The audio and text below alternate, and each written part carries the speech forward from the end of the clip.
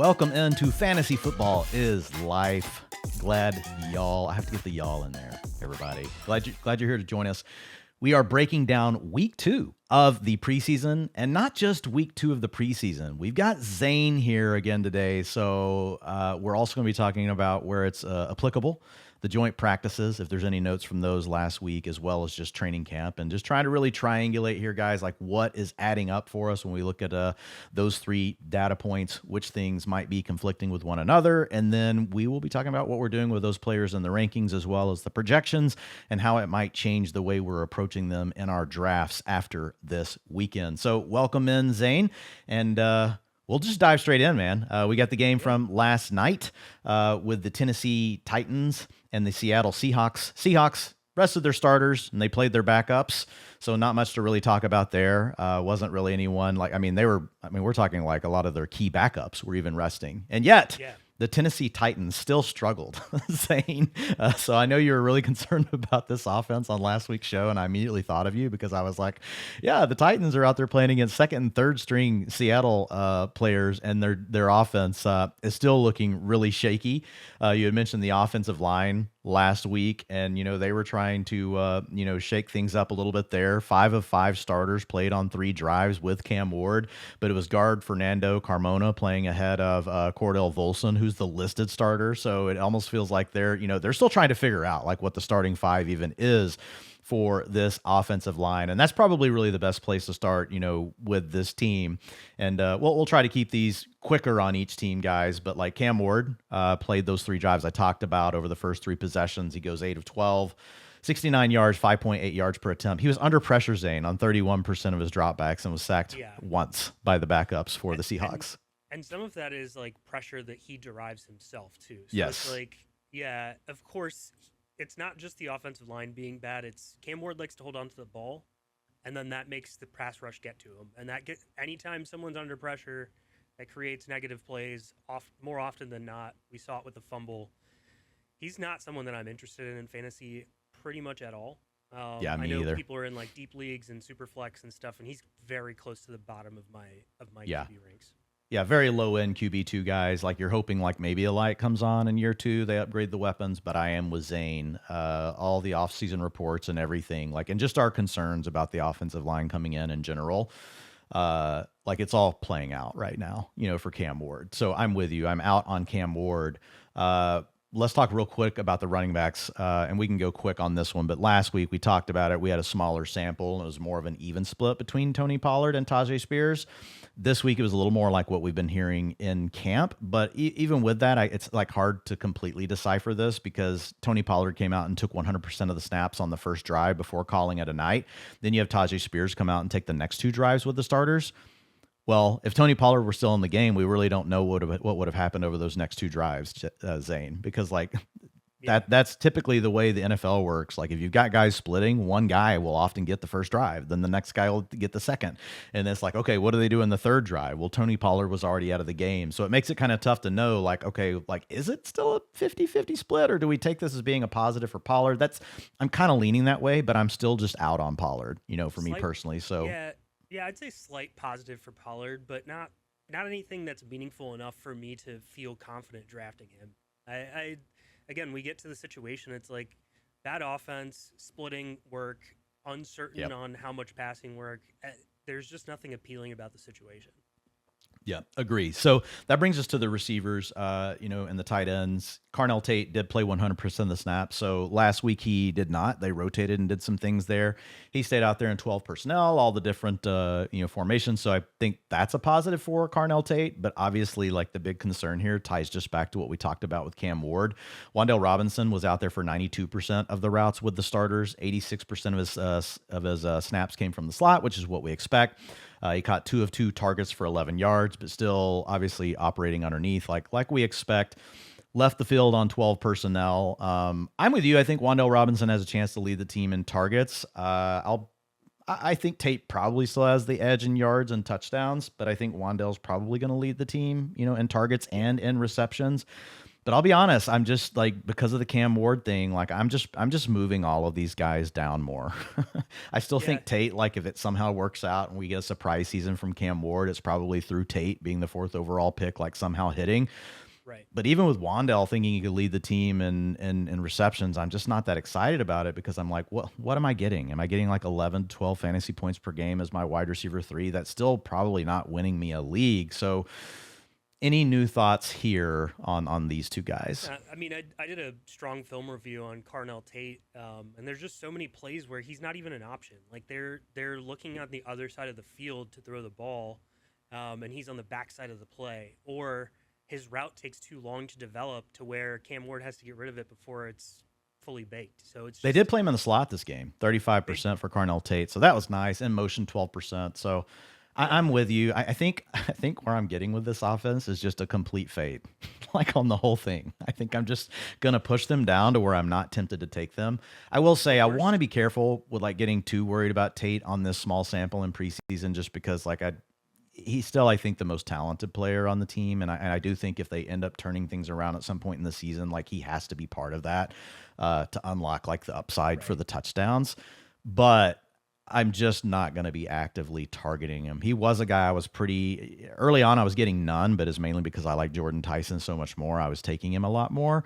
But now it's just kind of like even Tyson's off the board, so it's like I'd like to be involved in the rookies in round 6. But I think now he really is like a guy that he's kind of probably similar to some other guys I feel similarly about, but honestly, I just kind of like in that spot in my draft being off those wide receivers that are going in Yeah, that range. that's exactly how I feel. So those wide receivers being like Carnell Tate, Brian Thomas, Marvin Yes. Harrison, etc. Yes, And that's then it. You just named the exact people that yeah, if I pull up the ranks right and now like with the the guys we've funny got thing there. is I think both of us probably feel this way, but it's like nope.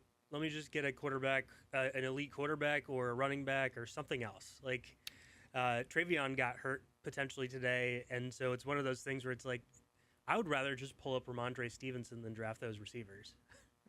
Yeah. Yeah, I'm with you. And I do think structurally, guys, I put out an article last week, the perfect draft strategy. I walk you through like where the positional values are working back to front in drafts this year for ESPN, Yahoo, Sleeper. And this was already really a takeaway. I do think you're going to come back around to some other wide receivers that you're going to feel just as good about, like 1 and 2, 3 rounds later to these guys. So it's not that we're out on receivers like at that point of the draft, like we're done with them. It's just we're taking a break from them in that range. And you guys can see here, like I've got the ranks up. So it's myself, then Alex, then Zain. Then you see our consensus here. You guys are getting a sneak peek at the ranks that you're supposed to be paying for. But if we look at all these guys that are in this range, we're pretty close. Like I'm 33 on Thomas, you're 35. I'm 31 on Tate. I did move him down one spot. Cups is at -2. You're a little bit lower, but just this general like these two guys, and then you and I are both lower on Marvin Harrison than Cups here. You're at 45. I'm at 41 on We had our Marv. So debate last week on that. yeah, So that great was show by fun. you guys. By the way, I listened to it on the flight home from Vegas. I was out there drafting some teams, and I got you guys downloaded before the flight and listened. Well, I appreciate that. Hopefully, my voice was soothing for your ride. Yeah, it was. It was great. All right, so let's move on to the Kansas City Chiefs. We're going into the Saturday games now. We had the Chiefs fielding 3 of 5 starting offensive linemen for the first 3 series. No Patrick Mahomes in this game. But again, they were playing a few of their starters. Kenneth Walker, guys, 1 series, and they're just basically putting him in bubble wrap, which they should. Just a little quick note here, though, on the running backs. Amari DiMercato was the guy that was the second man up instead of Brashard Smith, like we talked about last week. Kind of feels like to me, Zane, they're trying to figure out like between DiMercato and Brashard Smith, like, and who knows for sure how it's going to work out, but like who do they want to use for some of the pass down stuff? I don't think this changes my opinion all on Emmett Johnson because, like you talked about it last week, great job on your Twitter. He was the second guy up in the team drills multiple times. He worked behind DiMercato in this game like he did Brashard Smith last week. But with what we're hearing from camp and the dual practice kind of stuff, I still feel like if there's a bet behind Kenneth Walker, it is Emmett Johnson. He just might not be getting the pass down work, right? It might be one of these two guys until he figures things out. I do think he's capable. Like he was good at that in Oh Nebraska. yeah, But he has the it capability. sometimes It's can just take time for the rookies to work into that role. exactly. It's the rookie kind of like workload. Let's make you focus on like just running the ball, and you can get used to all of this other stuff. There was a projection from ESPN today, Nate Taylor, who covers the Kansas City Chiefs, and he basically said like, "Hey, I expect Kenneth Walker and Emmett Johnson to be the explosive rushers, and these two guys to be like the pass specialists." So, yeah, injury to Kenneth Walker, it's probably going to be Emmett Johnson. I'm taking him really good shots on him late in drafts. We've seen Kenneth Walker have the inability to stay healthy previously in his career with lower body injuries, and I just I like Kenneth Walker. I'm targeting him in drafts, but in drafts that I'm not getting him, I'm usually trying to end up with Emmett Johnson late in drafts. Yeah, and so you guys can see here, like in ADP, it's sorted right now by consensus, but I've just got ESPN Sleeper and Yahoo up, and you can see right now on Yahoo, we don't even have a draft rank for Emmett Johnson, so going very late. And on Sleeper, he's pick 196 and pick 170 right now over on ESPN. So when Zain says this is the guy that you can wait on in your home leagues, you really can wait. So it's mostly going to be for you guys playing in deeper leagues, but Zain, would you be willing to take Emmett Johnson in a 12-team, 16 roster construction? I think I would still be willing to add him. Like if I needed running back help, maybe I went receivers early and I've got one running back I like, and I've got someone that can play my running back 2 position, but I'm swinging on multiple players later in the draft. Even though he's going so late here, he might not be in some people's queues. I do think that Emmett Johnson as a last round pick is still a sneaky handcuff even in that. Absolutely. Because a lot of times, again, we talked about it last time where it's like, I want to have a guy that could be in a good offense and the handcuff in that situation. And that's basically what it comes down to. We talked about Tank Bigsby and MarShawn Lloyd, and this kind of fits in that. It's like a tier below that because, one, there's a little bit less certainty around the role. And then, 2, we're not as certain about the offense, but, it's connected to a Patrick Mahomes, Andy Reid offense. I'll take some shots on that for sure. Yeah. Agree. All right, so let's talk real quick about, we've got to talk about Cyrus Allen because it's preseason. He played behind Tyquan Thornton and Jalen Royals for the second consecutive game, but he's still out there for 75% of the snaps with the guys that were starters for the game. Obviously, Rashee Rice did not play in this one. 86% route participation rate over those first 3 drives with Justin Fields out there. But again, he led the team in targets when the starters were out there. So while he played behind those other 2 guys, and he played from the slot 59% of the time. He was also the movement player, 22% motion rate. I just feel like if I'm taking a shot on any other wide receiver not named Rashee Rice, I do think that Cyrus Allen is the name later in your drafts. This could mean that he's literally the handcuff to Rashee Rice. We don't know for sure because that's kind of the role they're putting him in right now. But he can work downfield. Actually, and Rashee Rice is not. So what are you thinking on Cyrus Allen? Like, how big of a league does it need to be to take him? Or do you think he's still a target in shallow leagues? Or I think people early in the season might be a little frustrated, but I don't know. I mean, it could be a surprise week 1 unveil. I just, when I look at this, I'm like, I kind of feel like at some point Cyrus Allen's going to be on the field this year. Well, and on some of these like local Kansas City podcasts that I was listening to, which is just getting at the fact that I'm a sicko, but and thank you, yes, for doing that work. They were talking about how he's their best man coverage beater, and it's like, hey, this guy's been on the team for all of like 5 minutes, and you've had Rashee Rice, Xavier Worthy, even Tyquan Thornton was there last year, and this is your best man coverage beater, and I actually believe it. So I think you could take a flyer on him on really shallow leagues, maybe not, but like 8-teamers, 12-team league. Your standard 12-team league, I think, why not? I mean, if you cut him after week 1, then you're cutting him, and then maybe you're back into him whenever something inevitably happens to Rashee Rice. Yeah, but I think there's a really important point that you bring up there. While Cyrus Allen, like we're not saying he's going to be a smash guy, like Camp Hype, sometimes can get overboard with stuff like this, but it has been a steady drumbeat. But I think you're still better off rostering a player like Cyrus Allen, even if you just cut him in week 1, because you could get the surprise, right, that you're getting this asset that really ended up being underpriced in your draft versus like a Jerry Jeudy or a Calvin Ridley, right? Someone like that you feel like, wow, they're going to be playing. Yeah, but like they're Jerry Jeudy and Calvin Ridley, right? On these offenses where they've got young ascending talents, they're going to want. Yeah. So I think if you're in a situation like that, like just take Cyrus Allen, would be my advice. All right, let's talk about the Cowboys. Quick note to talk about here. They did rest their starters, but Malik Davis was the starter in this game with Javonte Williams resting. Jaden Blue was rotating in with Malik Davis, but Davis is the guy that was out there for the first 4 drives before he called it a night. He had 72% of the snaps in the first quarter versus 28% for Jaden Blue, who had 40% of the rushing attempts. So we heard about this in camp. You've been staying on top of this, but there has been like ball security issues with Jaden Blue, and he had some nice steam going early in camp, but it does feel like things have possibly shifted here, and that Malik Davis is now really the running back 2 behind Javonte Williams. What's your take on this one? Yeah, so this is one where I'm super plugged in because this is my team. And I follow all of the beat writers, every single person that there is. This is basically unanimous that it's Malik Davis that is the RB2 coming out of this game. There's so much trust from the coaching staff that he just does the right thing, and that's really important. And then we saw what happened last year against the Chiefs. He had a couple of big runs. I don't even think Javonte was injured in that game, but he had the shoulder injury. Runs, scored a long touchdown. Late in the year, we saw Malik Davis got decent run to close out the year under Schottenheimer.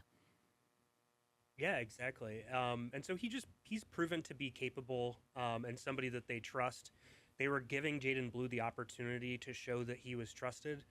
And I wouldn't say he fully failed, but he failed a little bit, and that was enough to open the door for Malik Davis. If Javonte got injured, I'm not 100% sure that Malik Davis would do all of the work. Like, it's very possible that they would split it with him and Jaden Blue might get the passing down kind of thing. Yeah, exactly. Or if they decide, hey, we're going to add some veteran that got cut from another team or whatever it is. But for now, I'm drafting some Malik Davis because I just think that there's a chance, and you don't get a chance to get a handcuff running back in a top offense very often, and I think it's valuable to have that. Yeah, so we've got the utilization report up from the late season when Javonte was banged up in weeks 15 and 17 here, guys, and Malik Davis, 51% of the snaps in those 2 games. So, 10.7, 10.3 fantasy points. But when I look at Malik Davis, like, to your point, like, he probably still shares some of the work, but, like, he might be, like, 80 to 90% of Javonte Williams over a short stretch of games, which would be something that you could absolutely use. I also think that this thing is slightly bullish for Javonte because the concern I had around Javonte was really, all right, well, like if Jaden Blue is going to be rotating in because he gives them this different thing, right? Where it's like Javonte is more like the banger between the tackles, and maybe Jaden Blue can give him a little bit more electricity, use him maybe in the 2-minute offense, that kind of thing. Not that we think that Javante's going to get a bunch of targets, guys. They have George Pickens and CeeDee Lamb and Ferguson. Like those are going to be the guys they're going to throw to anyway. But I do think that this is slightly bullish for Javonte just because Malik Davis might just really be more of like the handcuff, right? And rotate in and take like every 3rd or 4th drive from Javonte. So I'm not necessarily moving Javonte up on this news, but I think that I'm a little more willing to click him right at the end of round 3, beginning of round 4, a guy that could score 12 touchdowns and a really good offense. I don't like taking this archetype of back when they're in a bad offense, but the Cowboys are a good offense. So I am a little bit more willing on Javonte Williams. And this is Phil Maffa. Sorry, man. Like getting moved down. Sorry, buddy. Cardinals. I don't even know if he's making the team, so. Yeah, I don't think he will. Like, I think it's going to be tough. Like, maybe they get him back on the practice squad if he clears, but we'll see. So, Cardinals, they rested their starters. No real updates for us on that one. But the Buccaneers, they did play most of their starters for 2 drives against the Chiefs' starting defense. Zain. Baker Mayfield played 2 series, went 2 of 4 for 10 yards. The main thing is, guys, he was out there so we can map the rest of the players to the 2 series that Baker was out there for. I will say 63% of the snaps were under center, which is not crazy. Like that's still high. But we do get teams playing under center typically early in games when things are close. But it's I put it in here in the utilization report because it is something we've heard Kevin Stefanski talk about this offseason. Also, half of his dropbacks they used play action. But the running backs, Bucky Irving, 38% of the snaps, like over all of the time Baker was out there for the 2 series, but he played 60% of the snaps on the first drive, and then he was essentially done for the night. But I will say Gainwell took both routes. So this really just matches straight up to what we've been hearing lately in camp, which is Bucky going to get more of the early down work, probably going to be Kenneth Gainwell coming onto the field as far as like the passing down duty. So this one feels pretty clean to me. I feel like this is the way we should be projecting this offense. Bucky's still a good receiver guy, so on early downs, like it doesn't mean he's not going to get any targets. Like if you think about it, you have more first and second downs than you do thirds and fourths and all those things. So I think he could still have some value there. I think the risk with Bucky is if they get into these game scripts, Zain, where they're trailing, they could really just flip it to Kenneth Gainwell, right? In those scenarios, and that's the thing when you hear people like, oh well, third downs don't matter. And they're right. Third downs are not that huge. Number one, I think we should be looking at it more around the 2-minute offense and long down and distance versus it just being third, because second and 13 is the same kind of thing. But I think the bigger thing is whenever you have a player that you know is clearly preferred in the passing game, when you get into these trailing scripts, it can really nuke like the early down player. Like we saw that for years with Derrick Henry in Tennessee. It's like, oh, are the Titans going to be in a close game or be leading? Then great. Derrick Henry's going to go off for 20-plus fantasy points. But as soon as they would fall behind, you would get those 8-point duds. So are you reading this the same way, and you think that this is becoming a pretty clear picture for us with these two guys? I'm not 100% sure. Okay. The problem with this is that, one, Bucky played like the first 3 snaps, and all of those were run plays, and then they took him out, and he never came back in for the rest of the game. And I think it was Gainwell that came in for the pass. The second series, and that was it, right? So that adds some complication. And then, in the offseason, they talked about potentially managing Bucky's workload in the season, and I'm not sure what that means. I'm not sure if that also transpires to translate to the preseason, and if they're just trying to get looks and how all of that this is what we envisioned kind of. So I think our minds want to map it to this is how it's going to be. I just can't be 100% certain about it, because I've continually stood by the fact that we're not going to learn anything about the situation until week 1, because they want to manage Bucky, and so we're not going to see it until a real live game where they decide, hey, we're winning, we're losing, we want to see who's in the game, all sorts of stuff like that.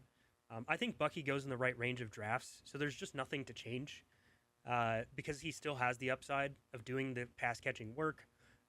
If something happened to Gainwell, I think Bucky would do more in the pass game.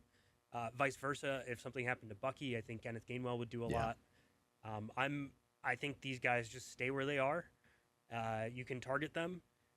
Bucky is one of those guys who, maybe you're not going to see significant return, but that's also okay sometimes when you're taking like a 5th round pick, that you're just going to end up getting a guy that produces at his ADP and gives you RB2 weeks. And sometimes you need that.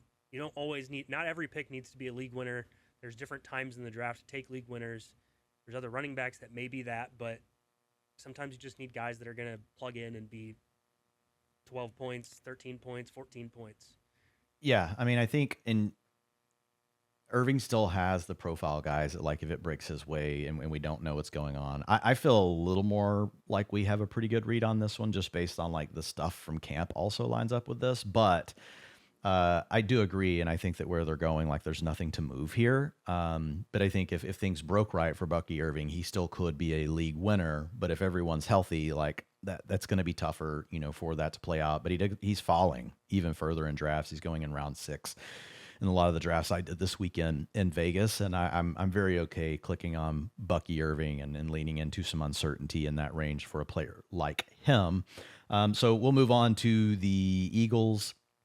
And we had Tank Bigsby did rest with the starters. I think we just probably want to both reemphasize that, like, Tank Bigsby is one of the best, like, contingent upside bets once you guys get to, like, pick 120-ish in your drafts. And you can just look and see where he goes as far as ADP is concerned. But we do like loading up on these kind of guys in managed leagues, not so much in best ball. You don't want to have like 3 or 4 guys like this on the team. But I think at receiver, we had Dontavian Wicks resting with the starters. We did get to see Mekhi Lemon return to practice. They ended up holding him out of the game on this one. So I think this is a scenario where, like, they're showing us like Wicks resting with the starters. Like, my gut would be that he is the week 1 wide receiver 2 for the Eagles, like as we stand here today. But I still think at some point in the season, like, Mekhi Lemon is going to be the guy that we definitely would rather have in fantasy. Like I don't see a scenario where I wake up and in best ball, like fine for Wicks, but I think it's tough for me to get there as far as, wow, Wicks is going to end up being this guy that really changes my fortune in fantasy. And I'm not saying Lemon's going to be that, but I would still rather bet on the guy that was a round one NFL draft pick. And Lemon is falling quite a bit in drafts, guys, due to the injury and how slow he's probably going to start. And we've seen that historically with rookies not be a good thing. So I think that like his falling price makes him someone I'm still willing to target as a wide receiver 4. But I think, you're getting, it's kind of priced in like what's happened with Lemon. Yeah, when there's a situation where you don't have to rely on him being a starter for your team, totally fine. Because then you're just allowing other players to eat those points early in the season. You can also get guys behind him that'll probably project better than him for That's right. the first few weeks of the season while you let him ramp. Wan'Dale Robinson might be one of those guys, actually, who like you think will get, like you said earlier, like 10 to 12 points and just eats points for your lineup while you have the opportunity to allow Makai Lemon to get his full workload, which may take 3-4 weeks. But yep. I think Romeo Dobbs is another one like that fits in that category, like of a Wan'Dale. Like you could plug him in as your wide receiver 3 if you needed to early in the year, but you're not going to get as many upside swings on a player like Makai Lemon later in the draft just because he's a mid first round pick. So exactly. So I feel good about him as like in that wide receiver 4+ whenever you're already stacked up at wide receiver, so you don't have to start him. I'm drafting him more now than I was earlier. I think just early on it was kind of muddy anyway, and he had been hurt in OTAs and stuff, and then now the ADP's adjusted enough that like it's like, okay, I need to get some Makai Lemon. I'm taking him more than when I was taking none of him. So yeah. So with the Patriots, and Lemon is a good fit for like the scheme there with Mannion. Like they want to make him a move player, they want to do the motion stuff, all those kind of things. So we'll see, but it's gonna take him time to probably get his head around all of that because he's missed so much time at practice, which is not ideal. For the Patriots, they didn't play their starters, but I wanted to call out Kyle Williams because we also need to talk about Kayshon Boutte here. So Kayshon Boutte was traded today, guys, to the Houston Texans. And Zain, I thought you had a really good breakdown of this on Twitter, and I'm in full alignment with you. So kind of tell the people what you're seeing. And I know the big beneficiary in Houston, is going to be Nico Collins, but as well as any of your thoughts here, for the Patriots with Boutte leaving. Yeah. In terms of Kayshon Boutte himself, I mean, he fits really well into this Houston offense. What they needed was a player that could reliably be a deep threat, and that's exactly what he did for the Patriots last year. So bringing him into the offense allows Nico Collins to not have to just be a deep threat type of player, but to operate at all levels of the field. They can rotate who's the X and Z, which means that you're going to have these guys in. Like one of them, which I think will be Nico Collins, will be in motion more often, which helps from a fantasy perspective. So I think of this as a big boom to Nico Collins. Kayshon Boutte, I mean, you're probably not taking shots on him too much in like a redraft league, but for like best ball, now he's firmly going to have playing time. I think at least he's going to play a decent amount for this Texans team because he offers something that all the other receivers don't on that Texans team, which is being that vertical threat. Then you go back to the Patriots. Now, clearly the wide receiver 3 in that room is going to be Demario Douglas, which has happened all throughout camp. But it was kind of one of those things where they were making it happen because I feel like they already knew they were going to make this trade. So they just kind of put Demario Douglas in this slot role. But then it opens up room for guys behind him like Kyle Williams, who stood out a little bit in the 2 preseason games, being a more vertical threat. Very similar role to Kayshon Boutte. And then you have Mac Hollins, who will also kind of play that X receiver role. So I think it's just going to be wide receiver 3 is going to be a little bit of a rotation for the Patriots. You'll probably see Demario Douglas sometimes. They'll probably go 2 tight end sets and bring Eli Raritan in. And then you'll see Mac Hollins and Kyle Williams also rotate in, which when those 2 guys, Mac Hollins and Kyle Williams, are in, I think you're going to end up seeing Romeo Doubs rotate to the slot. It'll probably be a mix of him and A.J. Brown, which I think is valuable for those players. So I'm actually, I think if we end up getting that situation where Douglas doesn't play as much, I think we're going to be kind of excited because getting slot reps for AJ Brown and Romeo Dubs may help them in fantasy a little bit. Yeah, so I thought you broke that down really good. So I think we can just move forward. But the main thing is like Booty, fine in best ball. You guys probably still aren't targeting him in redraft. To the moon for Nico Collins because we're also going to get plenty of the heavy tight end stuff, which we already liked. And now to your point, like with the role that Booty best fits in, that keeps things flexible for Nico. I will say with Kyle Williams, he has looked good, in the preseason. He's got 4 catches for 111 yards and 2 touchdowns, guys, against backups. But like, look, all he can do is go out there and be like, hey, here's the opportunity I was given. And he is a guy that I liked a little bit coming out last year. So Pop Douglas, more of a quick hitter, short underneath slot kind of player. Kyle Williams is more of a vertical field stretcher that you're going to play on the outside. So let's talk about the Bears. We did see the healthy starters in for one drive against the Bengals backup defenders. So Caleb Williams went 2 for 5 for 28 yards. He played 7 snaps. DeAndre Swift, Kyle Monangai, neither one of those guys played, so nothing to report on the running backs for you guys. Luther Burden did not play, but Romo Dunze, which is what we expected, he started. He plays the one drive.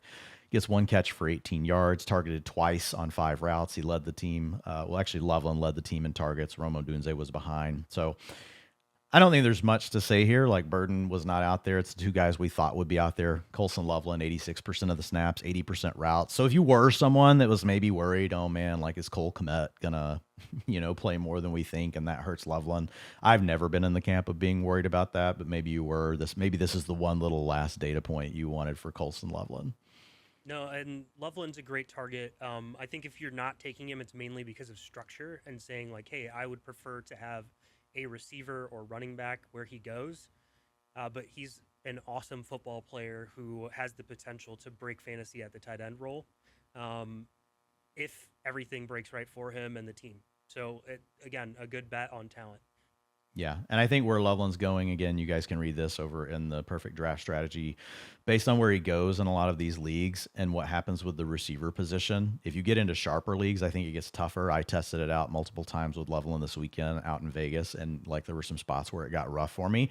But on ESPN, Yahoo Sleeper, you can do this. You can take Colson Loveland in round 4 of those drafts and still build a really, really good receiver room. It just comes down to it honestly comes down to how you feel about Tyler Warren and maybe Tucker Kraft versus Loveland. And if you think those guys are really similar to him, they go 2 and 3 rounds later. And so that's really the bigger question for me. But I think Loveland, there's a lot of ways you can build out and have some monster teams over on the home league platforms.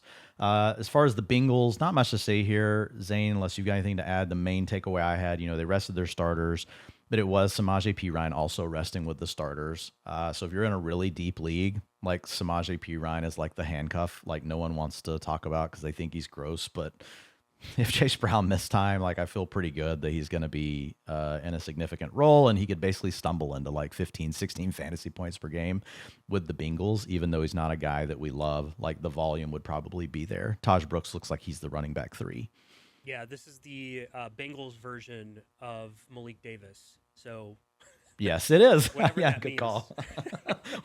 Whatever that means. It means you're in a deep, gross league if you're having to take these guys, but they fit the bill. We do have to talk about one thing. Eric All, our guy Eric All did play in this one. Now, Gesicki and Drew Sample were out, but I think it is notable that Eric All did work ahead of Cam Grandy and Tanner Hudson because they've got a lot of tight ends on this squad. So I know in camp, he's a guy that they've been impressed with. They're trying to like really manage things and take it easy with him. And I know you had the one quote tweet, like, I think it was back in OTAs where like you had a couple. One was like, just like this effusive praise about Eric All and like what an amazing player he was. And then the other one was about like, we think Eric All can like be part of what helps us unlock this under center offense. So anything you want to add on Eric All for the true sickos out here? I think he's going to play a decent amount, and if he stays healthy, there's a chance by like mid-season that he's getting most of the reps out there because he's the one tight end on the team that can do it all. Both the catching, yes, the route running. He had a very athletic profile too coming out. Like I know now we're talking about like 3 ACL surgeries later or something, but his athletic profile was strong too, and we're talking about Iowa tight ends. I mean, what's not interesting about those? But yeah, if he gets a full route share, I'd actually be decently interested in him in this offense. Yeah. So if you're in a dynasty league and he's kicking around out there by some chance, and you've got a taxi squad, that kind of thing, Eric All, especially if you're in a tight premium. So we'll go to the Giants. They rested the majority of their starters. Some key backups played along with 2 starting offensive linemen. The Dolphins did rest their starting defense. Jameis did Jameis things, 15 and 21 for 150 yards, guys. He and Malachi Fields and Darius Slayton were the main 2 wide receivers operating. I will say real quickly on Fields, like 100% of the snaps on that first drive, and then he was done for the night. They pulled him off the field. And I know you've been talking a lot about Malachi Fields. We mentioned him on the show last week. It's also been pretty positive about him and camp. So what are your thoughts on like this rotation opposite of Malik Neighbors? Do you think we are at the point where Malachi Fields is your favorite for week 1 to potentially surprise with like an 85% route share? I know we're probably going to project it as a rotation, but if one of these other guys, we've got Slayton, we've got Mooney, Calvin Austin's operating out of the slot. Any nuggets here for Fields and how this data is matching up with what you've been hearing from camp? Yeah, if somebody is going to be the wide receiver 2, I would think it's going to be Malachi Fields. I still think that beginning of the season it'll be a rotation. They'll just work him in to that after a few weeks. In best ball, you watched the film on this and I think you watched it last week too. I did last week. I didn't get a chance because I had been gone and I didn't have time to watch a lot of the first and second drives for these teams.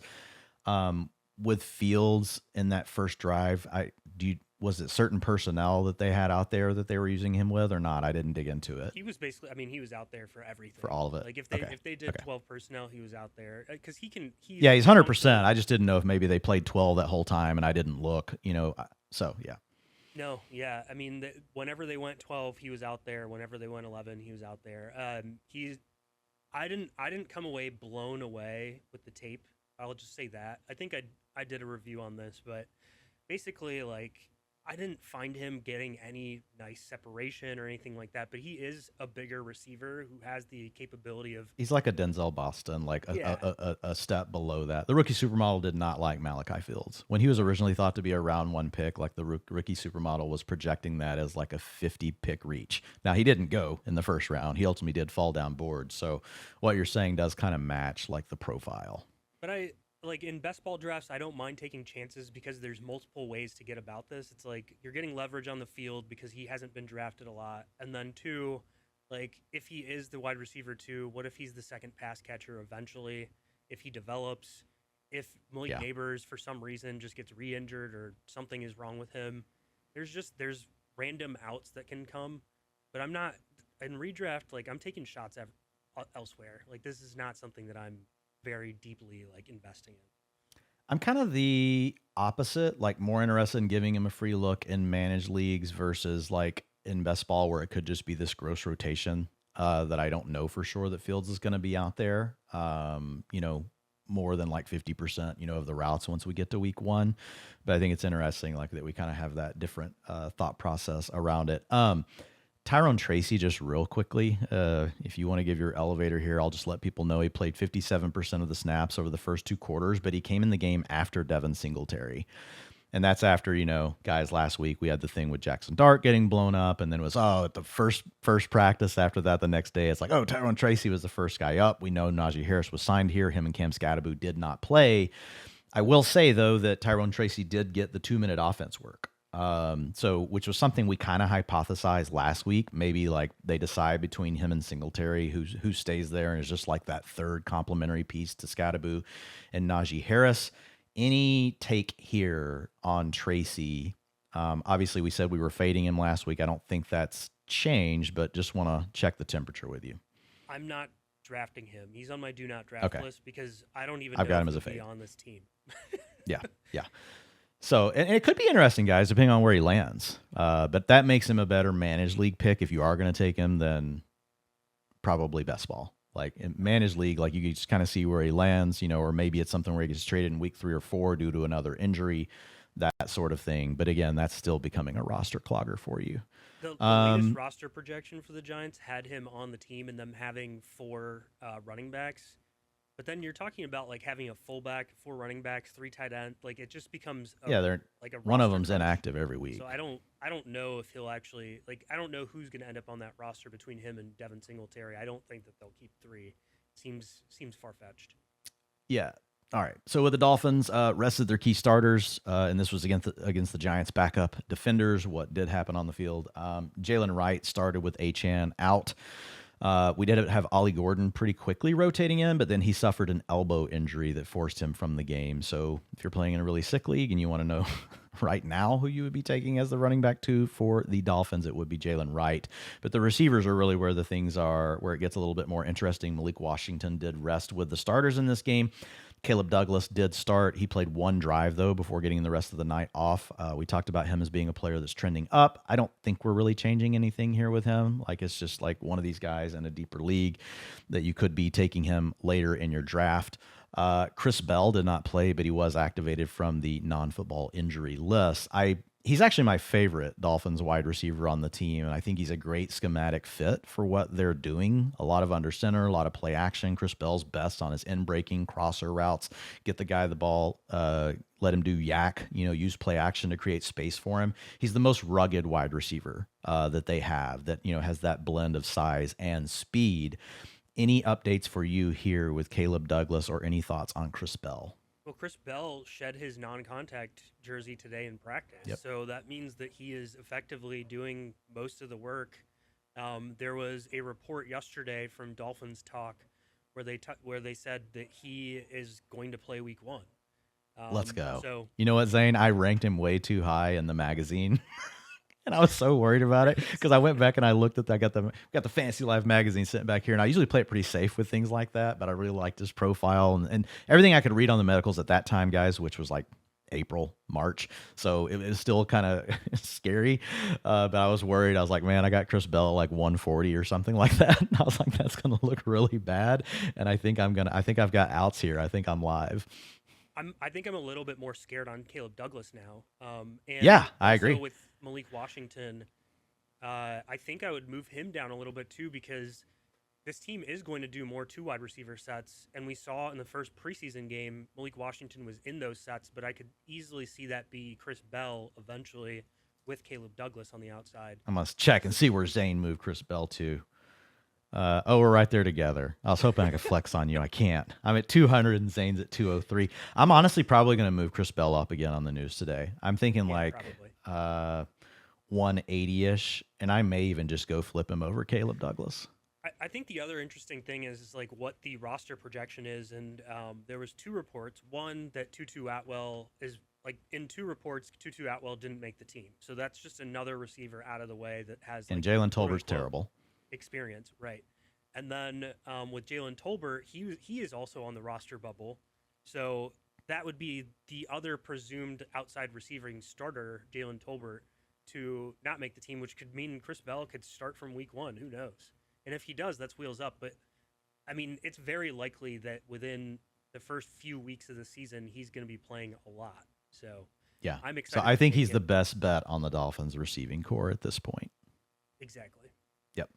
Okay.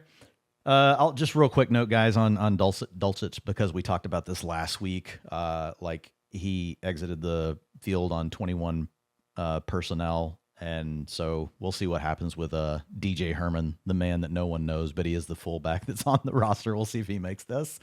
But Dulcich again did not play in 21 personnel. He had a 100% route participation rate. So when they decided to they wanted to throw the ball, he was out there, but the 21 personnel stuff is like not going to be his forte. So we'll just kind of wait and see. Right now, he's still a guy that, you can take later in best ball drafts. I'm not as excited about him in managed, but again, if you need a second tight end and you waited and you just want to see what happens in Week 1, I think it's fine. Will Kazmarek is the guy, that they drafted this year, and he did play in 21 personnel again. Saints rested their starters. Zach Wilson got the start over Spencer Rattler, and so I did have to go read about this, and I tried to see like what you had said, and I was like, what in the world is like happening here? Like, I think we've seen Zach Wilson, and it sounds like it was just exactly that. It was like, well, we're just going to give him a chance to play with not the starters here, but at least like the second team offense. Didn't look too good though, Zain. 6 of 12 for 55 yards. He was pressured on 41% of his snaps. This is another guy that historically, you talked about it, quarterbacks do own part of their pressure rate. And Zach Wilson, historically, like that has been a bad stat for him per PFF tracking. He was sacked once through a pick. So I feel like it's probably pretty safely back to Spencer Rattler as the QB2 here, unless you are seeing something different or have heard something different. I mean, I think both are not great options. So Spencer Rattler, though, like last year, like I'll just say, like I'm with you. Neither one is great options, but like he still looked better than anything I had ever seen from Zach Wilson so far in his career. That's very fair. I can at least agree. Even though the bar I know is not high, I realize that. Bar's not high. Yeah. So all the running backs, ETN did not play. Kamara, MCL rested, Audric Estime. So there's nothing, Kendre Miller got to play the running back 2 role. Anything you're hearing in camp here, it's so tough because like all the guys are hurt. So of course Kendre Miller is playing the running back 2 role right now. And Devin Neal also got hurt. He pulled his hamstring, hurt his hamstring in this game, same leg that he had hurt before. So it's like last man standing right now behind ETN. Any thoughts on Miller if he's now draftable, or do you think he just loses this role once the other guys are back? Any thoughts? Between him and Neal, they were both kind of like on the roster bubble anyway. And then this Kamara injury opens the door for somebody else to potentially make the team. Yeah, I'm not really interested in any of these guys, but like he could, with any of them, with him or Devin Neal, is there a chance that they become the RB2 at some point? Absolutely. I don't know which one's going to make the team. And right now it's just like, hey, this guy's healthy. So waiver wire fodder is what this feels like to me. Let it play out and then see what happens. Some of you guys that have really late drafts that are in deep leagues will know by then. But this right whole now, thing, though, I think helps ETN. It helps ETN. I'm with you. I moved ETN up a little bit. I am willing now. I'm taking ETN over Scadaboo in round 2 for sure. Like I've got just like, I think Scadaboo's okay and he's the archetype I want to bet on, but I've got just enough like with Najee getting there too now. It's like, what if I'm reading this wrong and Najee's really going to share the workload with Cam Scadaboo? Because we just don't know for sure. And so I have started to lean to ETN more in round 4 over Scadaboo. How about you? I think it's close. I mean, the hard part I have them right next to each other in the ranks. Yeah, the hard part with Scadaboo is like we saw what he can do, where it's like the ceiling is fantasy numbers, amazing. But yeah, I don't know. Yeah, I took Scadaboo this weekend in Vegas, guys, so I'm not out on him, but he fell to me in round 5. So I think that's the other thing just to remember was with all this news, I think everyone has a little bit of uncertainty, which we want to lean into, but when you can do it at a cheaper price, then I think that's where you do it. And I took Scadaboo in round 5 of a draft. So as far as the wide receivers and tight ends, Olave, Jordan Tyson, Vele, Barian Brown, Juwan Johnson, and Noah Fant, they all did not play.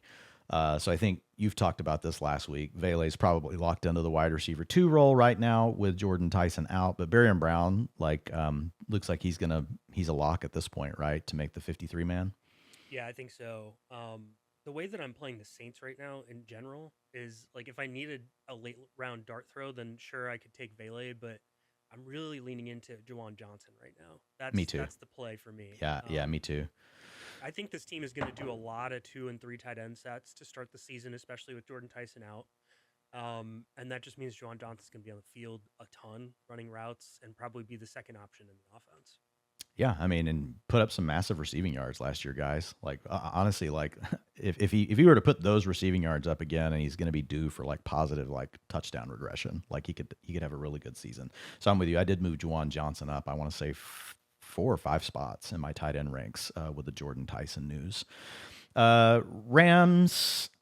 They rested their starters. The only thing I'll say is Whittington and Mumpfield rested with the starters. Jarquez Hunter got the start, played into the 4th quarter, still clearly behind Kyron Williams and Blake Corum. I will say, like, he had a nice little 12-yard touchdown run.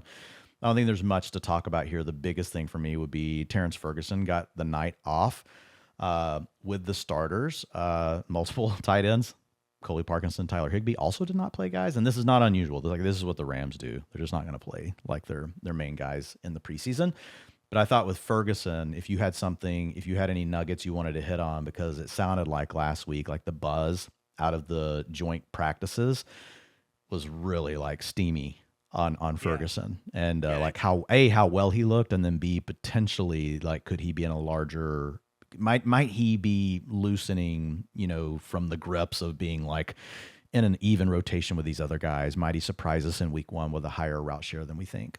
I think he has his own role in this offense, and the whole drumbeat this offseason has been this is effectively our wide receiver three, um, which means like these other Mumpfields and Whittingtons are just not going to be on the field very much. Yep. They're going to probably operate from like a base 12 personnel situation with two tight ends on the field, and Ferguson being one of them. Then I don't know if it's going to be Parkinson or Higbee that are out there like more than the other. Probably Parkinson, but you never know. But he's going to be on the field a ton, and he's going to run a bunch of routes. He actually addressed the media last week where he talked about I'm playing X, I'm playing F, I'm playing Z. I don't remember if there were other letters of the alphabet he mentioned, but it was alphabet soup out there, and he was basically saying the skinny on that is like I'm just playing every position on offense right now. Puka Nacua has missed time, which allows him to potentially ascend to a number two option in a Matthew Stafford led offense for this Rams team that has Super Bowl aspirations, and that's good enough for me. Like being one injury away, or even not even being a top three option in this offense to me is valuable. So I think, yeah, again, I agree with your assessment. This is one of those situations where priority, like very much a priority late round tight end for me, is Terrence Ferguson. You don't get an opportunity to get a guy in a really good offense who could ascend to the number two target in a team. Yeah, so we've got me, you, and Cups all have moved him inside the top 150. And just so you guys kind of know, like inside like the industry is like that's kind of like the stand you take whenever you just want to make sure people notice someone. Is you're like, all right, I'm going to get him inside my top 150. All three of us have him there. Matthew's got him up to 159, Matthew Berry, so he's right there on the cusp of 150 and as well. So I think this is I'm with you. Super bullish for Terrence Ferguson, and the way I like to treat him, Zain, is let's say you do get boxed out at the tight end position, you don't get one of Loveland or Kraft or even a Kittle, right? Which is a great cheat code right now at tight end. He's going to start moving up some. Let's say you miss out on that stuff and maybe whatever, you end up with a Kincaid or maybe you decide to go with a Goddard or a Mark Andrews, like circling back in that build to get Terrence Ferguson and make him a priority and make sure that you get him on your team. You could wake up with a really fantastic surprise after week one of a guy that now you're suddenly like, wow, I waited really long at the tight end position. And I'm now able to have this guy that's like going to finish as the tight end, like 6 or 7, right, in fantasy. And it could be higher than that if like Adams or Puka miss time. Like there could be a stretch where Terrence Ferguson is like doing, things like some of these other guys that we've got that we're taking very early. So I think Terrence Ferguson is like one of my favorite picks. He's my most drafted tight end this year, but it had mostly been due to because like in best ball, he was like, early on, like a last round, 17th round. He's moved up here recently, but I've not been afraid to keep taking him. No, I think he's a really good pair with Juwan Johnson because week one, you can confidently put in a Juwan Johnson and say, hey, this is probably a top 2 pass catcher. You can suss out the role for Terrence Ferguson, give it a week. If he's playing a lot, then boom, I'm open to making that switch. Yeah, love it. That's a good call. Good match of those players. Ravens rest the majority of their starters. Backups for the Vikings on defense in this game. Tyler Huntley did play 3 of these drives. Nothing to say about the running backs. Basically, all the guys were out. But the big note here is Jacoby Lane. Played 100% of the snaps with Huntley. He was targeted once. Played 4 drives before retiring to the sideline, which he got to leave the field ahead of Devontae Walker, right, which is really his main competition right now. Elijah Surratt might eventually be a guy vying for more playing time, but really it's been Rashad Bateman as the wide receiver 2, and then Walker as well as Lane battling, for this 3 and 4 role on this team. But it feels like to me at this point, like I feel really confident that Jacoby Lane's going to be the wide receiver 3 on the team. Not saying he's going to run 90% of the routes, guys, come week 1. That's not the kind of offense they're going to run anyway. They're not going to run 3 wide receivers all the time. They're going to use heavy stuff. But I see a path here for Lane to just very quickly overtake Rashad Bateman, maybe quicker than what I thought could happen. And then we don't know for sure what's going to happen with Bateman in the legal stuff. I know Drew Davenport dropped a really good thread on this, guy, so you can check him out over on Twitter, where he's not super concerned about Bateman being suspended. Drew does a great job of couching everything. Like he's not guaranteeing anything. But even if he's not suspended, I don't know. I just feel like the train is rolling and it's coming down the tracks at this point. I would rather draft Jacoby Lane straight up easily over Rashad Bateman. Yeah, it just adds another out, right? Because right now it's, hey, what if this guy ends up being wide receiver 2 at some point, and it just makes it potentially happen sooner. So exactly. That's the reason why you say, hey, I'm just going to end up taking Jacoby Lane, and then the other thing is we see this all the time. There's guys that I don't like as a prospect, but then for some reason they just end up hitting anyway.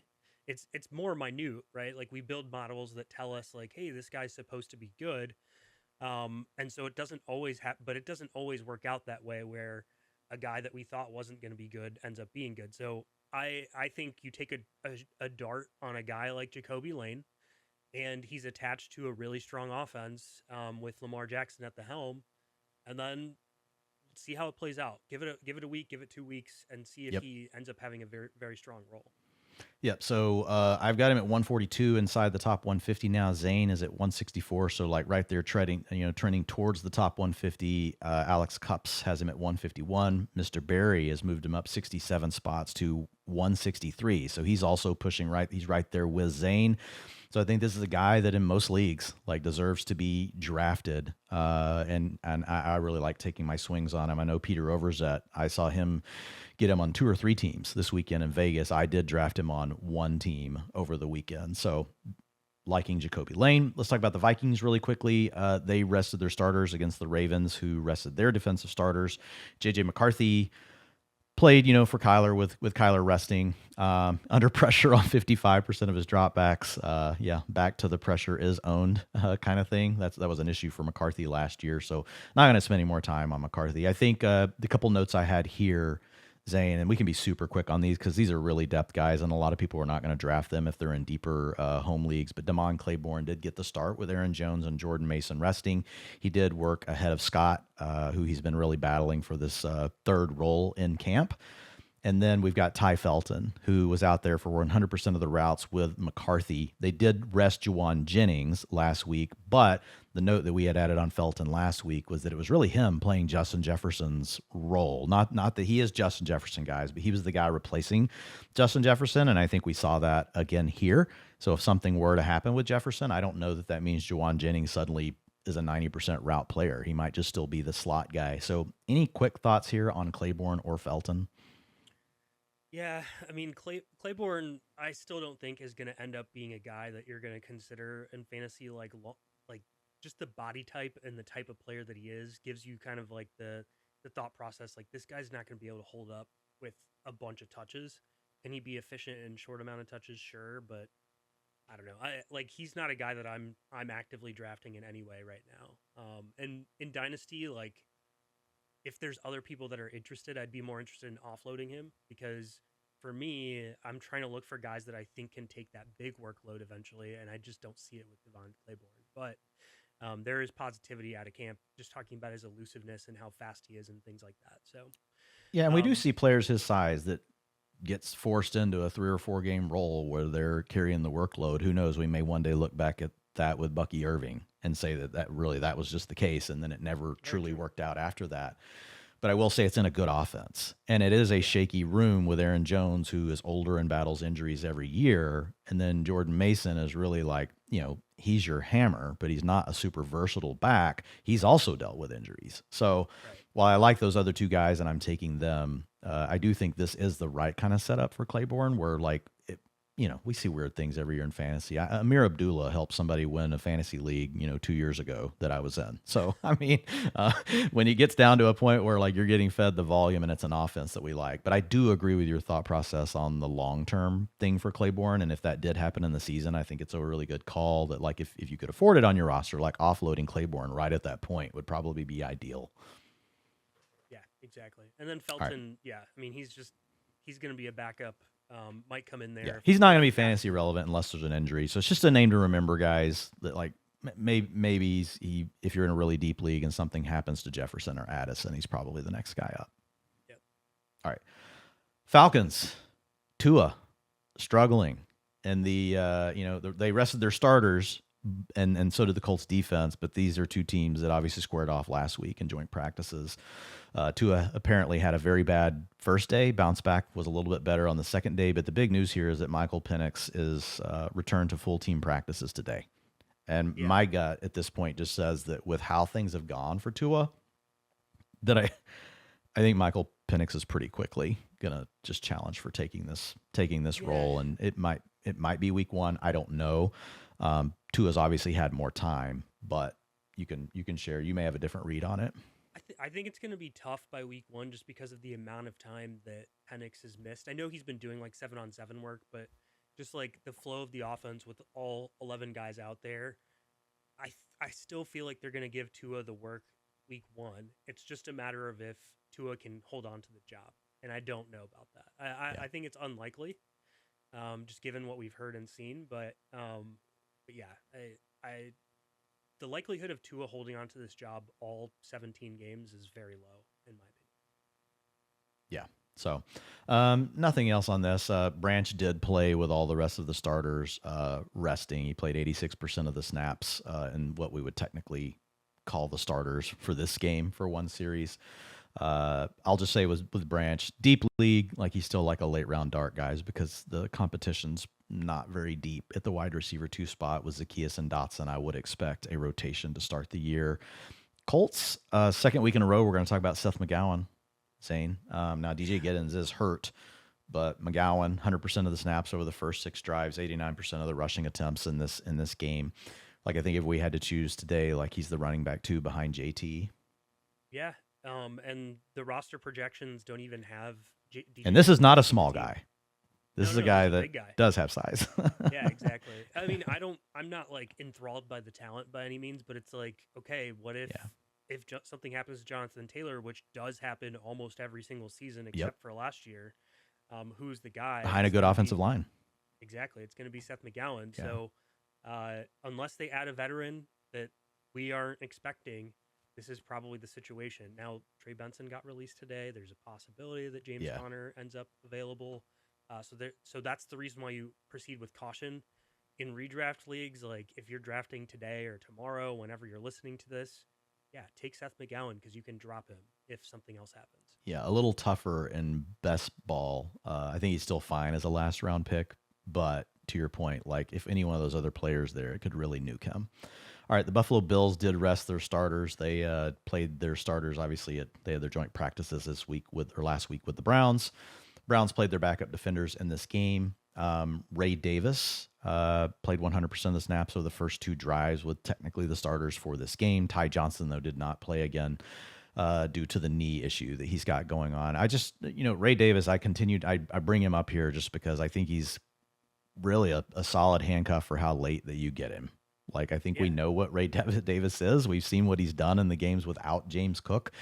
And he just, for whatever reason, gets like treated pretty differently than a lot of these other handcuffs. He goes later than a lot of those. So Ray Davis is a name I really like clicking late in drafts.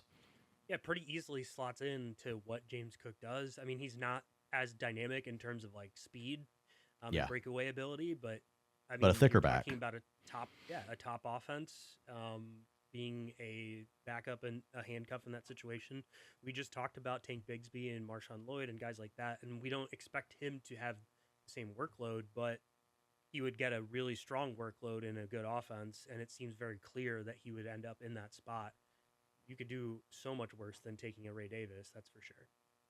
Yeah, and with Ray Davis, guys, again, it just really comes down to the price, like how much later he goes than like Bigsby and Lloyd, who we obviously prefer, but I mean, he's going 40 and 50 picks after some of these guys, depending on the site that you're on. So I was looking for him here. I don't see him, but it's okay. We've made our point. Anything you want to say on Dalton Kincaid? I did hear quite a bit of buzz about him last week in the joint practices. He came down with multiple touchdowns. Anything else to add? No, I think the big thing is just building on what you said last week in your preseason week 1 article, which I do read, and I would expect everyone else that's listening to this to go. You don't even need to read it, Zain. Like you already know all the things. The fullback Van Sumeren, Ben Van Sumeren, I believe his name is currently leaning towards not making the team, which I think would help Dalton Kincaid, which is what you wrote last week, because the team likes to do that heavier personnel. That just leaves another personnel package where Dalton Kincaid is on the field. That is helpful. We need any amount of more routes per game is going to help Dalton Kincaid succeed in fantasy. We may be the only site, Zain, that will adjust Dalton Kincaid's route participation for the season when Ben Van Sumeren doesn't make the team. Brother, let me tell you. Okay, there's Max Breesden on the Vikings that I'm still paying attention to, and I think he's gonna make the team, and that's gonna hurt. That might draft hurt. pick this year. that might hurt Jawan Jennings and Hawkinson. And then we just talked about another one earlier. What was it? Greg Dulcich. Yep. And that fullback situation. Yeah, with DJ Herman. Yeah, we're going super Where else do you deep on guys these get to hear about situations. Ben Van Sumeren and DJ Herman, guys? Just with me and Zain. We need a fullback league. I feel like We need to have these guys on the show. They probably don't get many calls. Of course, it wouldn't be great when we're talking about man. And sounds like you're getting don't cut. make the team. Yeah. Okay, Browns. Shadur Sanders got the planned start, but obviously we heard the news that it has been Deshaun Watson named as the starter here. I didn't change anything in the projection, Zain. I already had Shadur Sanders projected for 8 games and Watson for 8 games, and then I had 1 game going to Dylan Gabriel. I'll probably end up flipping that over to Taylon Green. It feels like he might be the QB3 there. So it didn't change anything for me because I just don't think either one of these guys are good options, and I was already projecting it as a split. All this means to me is we know that Deshaun Watson is starting the year. Yeah, I think that they'll probably end up going to Shador after a few weeks. I actually do think that Deshaun Watson is meaningfully worse, but from a different perspective. Like, I think he's worse for fantasy because he's not a very good deep passer anymore. We haven't seen it in many I'm not sure years. there's anything he's good at anymore from what I watched. The reason why Shador is bad is because he takes so many sacks and throws interceptions and fumbles. He and all of risks. those He things. he takes a lot of risks. Exactly. He's But willing to that hold is on to the okay. ball, push it down the field, but yeah. That's okay for fantasy. We It we is, don't mind yeah. that. We mind that for Deshaun Watson because you're not going to get very many fantasy points. So I keep saying this, but let other people take some of these Browns options. And if you're in a very active league where you can trade, after like 3 or 4 weeks, that's when I'm starting to throw out offers for Harold Fannin and Casey Concepcion because I think those are the 2 guys that are going to benefit the most once Shador steps into the offense.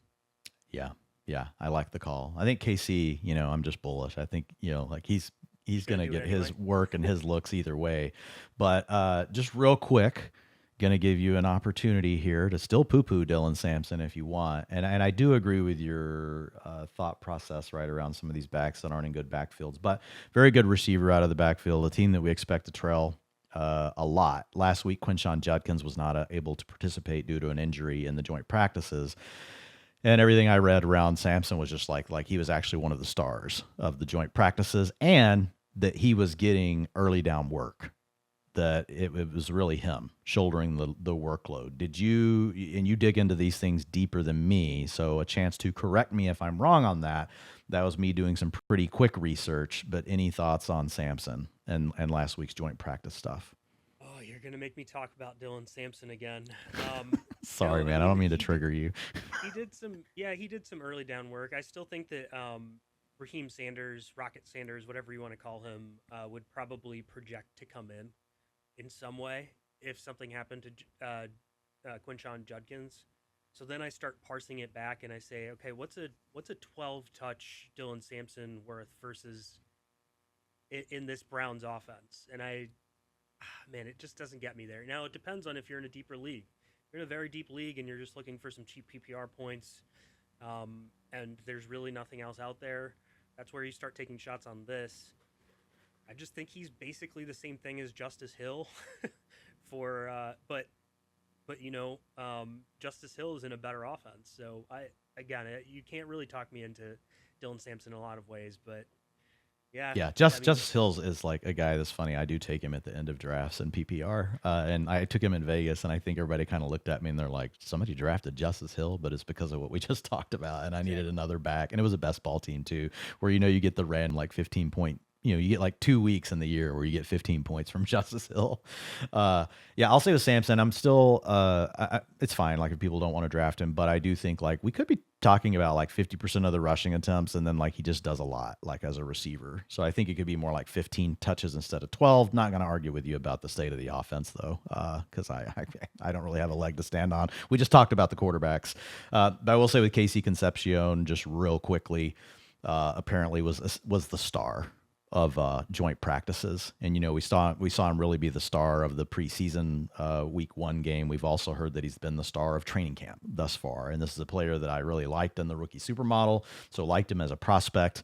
We've got him playing with Todd Monken, who's going to move him all over formation. I'm just so many positive things with Concepcion. I guess my question, for you is how high you're willing, to move Concepcion up in the ranks with, the concerns around the offense, because I thought about it more and more, and like I've got him up to 81 at this point, and it's just because I just started to look at all the other guys. Even though I worry about the offense, I just looked at all the other receivers going in that range, and I was just like, I'm not taking Jordan Addison over Casey Concepcion. I'm not taking Marvin Harrison Jr. over Casey Concepcion. I just kept like looking like at the players, and I'm like, I'm just gonna move him ahead of those guys. And so Alex is right there by me at 93. You, who've been one of the bigger Concepcion bulls as well, you're at 114. So do you think you're gonna move him up anymore, or do you think that just gets to? And again, the context here, guys, is to be able to look at the receivers like that are going around Concepcion, I think. But any thoughts from you on potentially moving up Concepcion? I'll probably move him up a little bit. Again, we're 15 ranks, around 15 ranks. Yeah, you're 49. I'm 36 in receivers now, so I've got him up 11 spots, and this is by consensus. But I just like you can see a lot of the guys he passed because you'll see the down arrows next to him, guys. Right. But I moved him past Sutton, past Alec Pierce, moved him past Jordan Addison, past Michael Pittman. Those guys are. And this is redraft focus, guys. In best ball, some of those other guys are still going to give you like the starting role, the weeks, but in redraft and managed leagues, I just really want to be more on the upside of a potential ascending difference maker like Concepcion. I think that's the right way to play it in redraft leagues. Is these other guys are probably just going to be roster cloggers who you end up maybe slotting in as wide receiver 3 and get 3 points one week, and then if you put them in a different week, you might get 10 or something. And KCC is one of those players who, he had all of the metrics coming out of college that we all like. Like your rookie supermodel really liked him.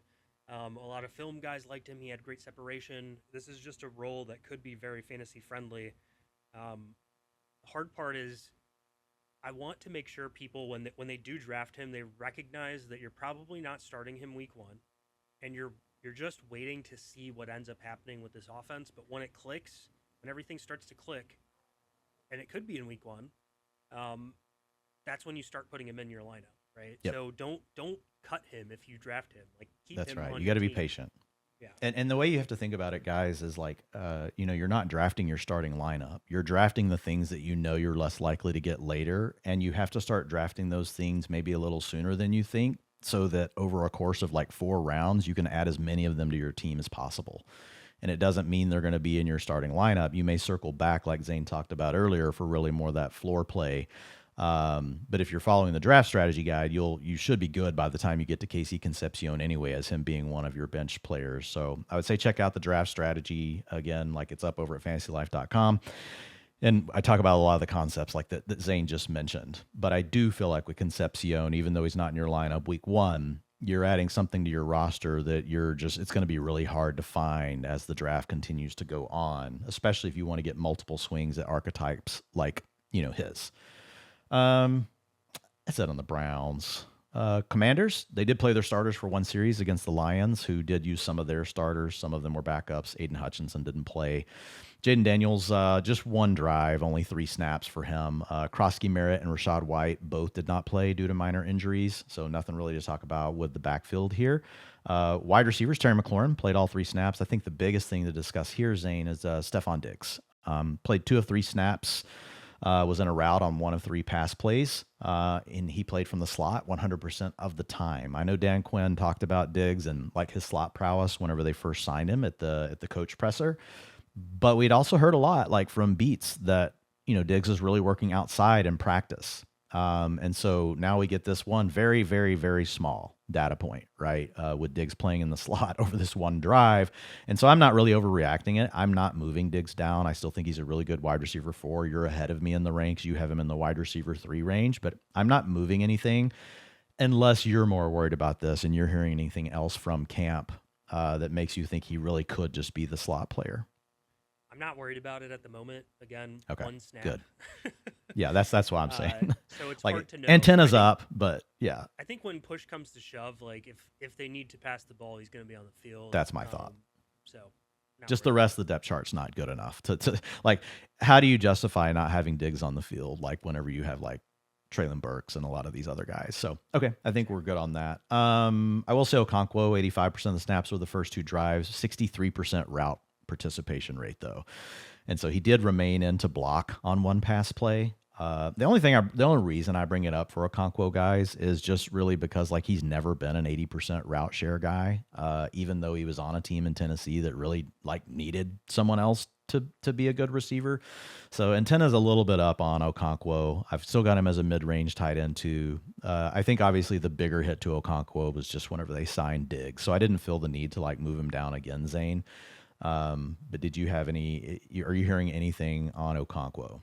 No, I actually, I came away a little bit more impressed, not with him specifically, but the fact that when Jaden was out there, he was out there for all three of the snaps that he was out there for. They did a 12 personnel, they did two 11 personnel, and in those situations, he was out there. They did have him stay in and block. This was like kind of like a max protect situation, and Yeah. it was funny because Jaden still got sacked on the play. And Laramie Um, Tunsil was out, guys, in the game. He didn't play their left tackle, and they were also missing their starting center from the game, so that could have something to do with it. yeah, well, Larry Tunsil is supposed to be potentially out for the season, so that Oh, doesn't is he help out for the either. season now? Okay, I Yeah, he's didn't. got I thought it was like the eight torn weeks or pec, and something. Okay. we don't know exactly how long, but it's supposed to be a while. Um, so the big thing to me with Jig is that it's hard. We talked about it earlier with Terrence Ferguson. It's hard to find a guy that's one injury away from potentially like being a top two option. Like I think about Brenton Strange, and I love Brenton Strange as a football player, Yeah, but but he so needs like crowded. three injuries to be the second option I'm with in you. the offense. So that's the reason why sometimes these like, and then he has two receivers that are older, like Terry McLaurin, who dealt with an injury last year, Stephon Diggs, 33 years old. Those types of things can pop up for these older receivers. So I am like, he's firmly on the radar as somebody who could be intriguing if an injury happened to one of their receivers. Yeah, and I think we still are like really close on him, like in the ranks. I was just looking him up real quick. Yeah, so you're 136, I'm 141. So we're right there next to each other. Obviously, those are the overall ranks, guys. All right, nothing to say on the Lions. They did play three of their starting five offensive line, but no Jared Goff. Obviously, we know what the Lions offense looks like, guys. Isaac Tesla did play again. As a guy that is slotted probably into a rotational starting role to start the season. Tyler Conklin did get the start with Sam Laporta out with the hip injury. But I think the big team to talk about here is the Packers. They did play multiple starters against a good Broncos unit that used most of their top starters in this game. And man, Jordan Love, guys, going and watching the film. Nick Pentakoff, like, is a guy to go look at on Twitter. Like, he typically will post like all the plays from the all 22 view. And so if you're looking for an easy way to see some of those things, he's got one up on Jordan Love. But wow, 5 of 7, 56 yards. And if you watch it, it's just so impressive. Like the footwork, managing the pocket, stepping up, and under center 67% of the time. Play action. Small sample, guys, here with 7 dropbacks, but 71% of the time. Love is just one of the better late round quarterback targets this year. Like, I'm still in on Kyler over him because of the dual threat nature. But like once you get past like, say, like a Jared Goff, like for me, Jordan Love is like the guy that's on the menu. He's in the kind of scheme here with LaFleur that we can see like these big efficiency booms where suddenly like they throw 40 touchdowns, passing because everything in the offense just clicks. So Jordan Love, man, just watching him, it gave me flashbacks actually because I was at the Cowboys playoff loss against Jordan Love 3 years ago now, and I had the all 22 view up there, and the way he was doing the things he did in this game, lower body looks healthy was my big takeaway. Jordan Love's battled some lower body stuff the last 2 years. So a few things that I was tracking, and I've been tracking with all of the Jordan Love snaps so far, is that they're playing about 3 seconds faster than they were in the regular season last year. And the reason why it's valuable to know that is because they've talked about tempo, and we weren't certain what tempo meant for the offense, whether that was just getting to the line of scrimmage faster and diagnosing and doing motion, or if that was actually snapping the ball faster. And so far, it's transpired that they're snapping the ball faster. And then Matt LaFleur has also talked about getting more plays as well. So that becomes music to my ears. There's also been chatter about them throwing the ball more this season. and then less receiver rotations. I'm so excited for this offense. I actually think that this is very underrated right now. And I think people should be paying attention and starting to grab guys like Christian Watson, Jaden Reed, and Matthew Golden in drafts. And Yeah, obviously Jordan so Love. I did move. I've yeah, I've got their plays per game up to 60 and a half now. So that is, something we control at the team level. We've got a model for it, but we've got a manual override. And obviously, the only way to get this sort of input in there is with we're paying attention to this training camp stuff and all the coach speaking stuff, which Zane's been really helping us with. If you look at Jordan Love over the last 3 years, typically 59 plays a game. So that's 1.5 more plays per game. And I could end up bumping this up a little bit more. But last year they were at 57.2. The year before that, 59.8. The year before that, 61. So I could get as high as 61 pretty easily. So I might I might bump it up just a little bit more. But to your point, what that does is it just makes the pie bigger for all these other guys when we're getting more plays. MarShawn Lloyd played 67% of the snaps with Jordan Love. He handled 80% of the rushing attempts, guys. 43% route participation rate, but man, nice little Texas route, Zain.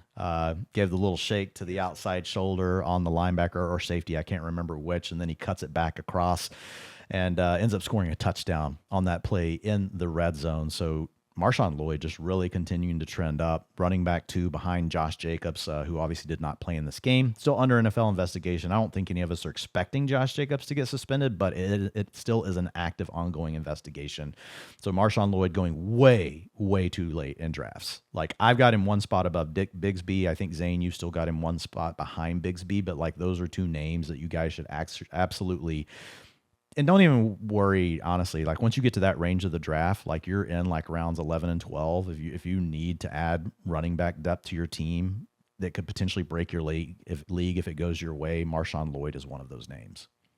Yeah, I took him really early in an FFPC high stakes draft recently because I just think that this is a talent that you don't get the opportunity to get an ascending player. And then we saw what happened on that Texas route where he was actually. Jordan Love talked about it. He was the first read on the play too.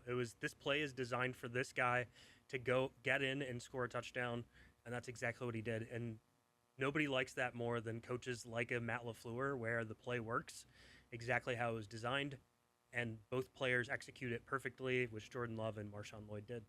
ESPN. Guys, we got up on the screen for you with the ADP tool over at Fantasy Life. Pick 171 right now, Sleeper 199, Yahoo, which is the sharpest ADP out there, 132. And then if we come over and we look at the ranks and I put in Lloyd, let's see where Zain and I have got him. I'm at 111. Zane's not going to let me get past him. He's at 104. Cups is at 117. Friedman's at 106. Kendall 130. Matthew Berry 121. So consensus, we are all saying get MarShawn Lloyd before he goes in ADP. Don't mess around with it once you get to that spot in your draft. So good stuff there. You already mentioned the big takeaway here is taking these receivers. Jaden Reed didn't play, but Christian Watson again, guys. He was in motion 44% of the time. He aligned from the slot 33% of the time in this game. 2 of his 3 targets came on play action. I mean, this is stuff that's a massive boost on a per route basis to these players, and it's part of what Zain has going into his receiver score as well. I've got it written up in what matters for wide receivers in fantasy when I talk about scheme. You guys can check that article out, but it's huge. One little tricky thing here that did happen, Zain, I didn't know if you had any notes on this. He was only out there for 71% of the routes with Jordan Love. We saw Sky Moore and Bo Melton rotate in. Savion Williams got hurt after 2 snaps. So I didn't know if you heard anything, because really everything we've heard from camp is Watson is going to play a lot more this year. So I didn't react to this. I just still took it more as bullish. I'm like, oh my God, Christian Watson playing this role in this offense is going to go insane. But wanted to make sure I touched base with you on it first. Yeah, so they had a long drive, and I think this was just rotating players out because it was a very long drive. I think this was play 7 and 8 of the drive where they were like, hey, it's preseason. Let's take 2 guys out. Matthew Golden and Christian Watson came off for 2 plays. Yeah, it was 12 snap drive, so 12 play drive. That's a long drive. Exactly, and so they just took him out for those 2 plays and then put him back in. I think Golden came out for another play on that drive, but I'm not worried about it because we don't get 12 play drives that often, and also I feel like it's one of those things where it's preseason. Why would we want to push guys to play all 12 of these plays when we don't have to? Um, let's not risk an injury. I think we're going to. Yeah, and these are their direct backups. They're very shallow. So just getting a look at them with Jordan Love on the field. Christian Watson was done after one drive, guys. Sky Moore and Bo Melton played into the fourth drive, which you can see here on your screen. So, okay, we're aligned. I'm on the same page. I want to make sure, like, the only thing that sticks in the back of your head is like just how often like the Packers have rotated receivers. And so I know you and I have been like, well, look, with Dobbs and Wicks gone, like this, it feels like an 85 to 90% route share is like squarely in play for Watson. So I still feel good about that. What I want to say on Watson is there was a couple of plays where I felt like they used him very similar to how Puka Nacua gets used with the Rams. Yes. Where it's like, hey, we got motion going, and then you're cutting across the formation, and then you're just getting open underneath. It's the same clip that we watched of Michael Wilson last week, where we said, hey, this is a Puka Nacua play. It's the same thing. They just kind of leaked him out underneath and got him in space and caught the ball. I was really, really bullish on that situation because those are the types of things that Watson can do. He's an athletic guy. He can generate yak. We don't get the opportunity to see that happen as often, and I'm starting to be even more bullish on the situation. It might be the clip that's underneath there. Oh, is it? All right, let me. Thank you. Yeah, it might be. Oh, there you are. Yeah, there we go. Pull up the Zain clip. Boom. Yeah, great stuff. That's what you want right there. Yeah. Easy PPR. Easy PPR. Yeah, I mean, look, he's just a weapon. And the thing is, guys, like, it's also bullish for Matthew Golden, 86% routes out there.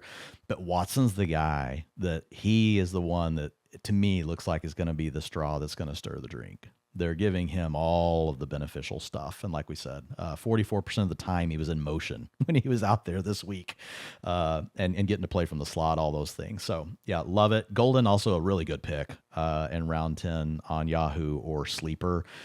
I think you and I are probably on the same page, and this is where we were last week. Like, not for sure about the talent, but like there's no two ways about it. Like, gonna play a way bigger role as far as routes this year. And so if he does take a step forward, and I think that it's priced in, like he's playing the X, Watson's playing the Z.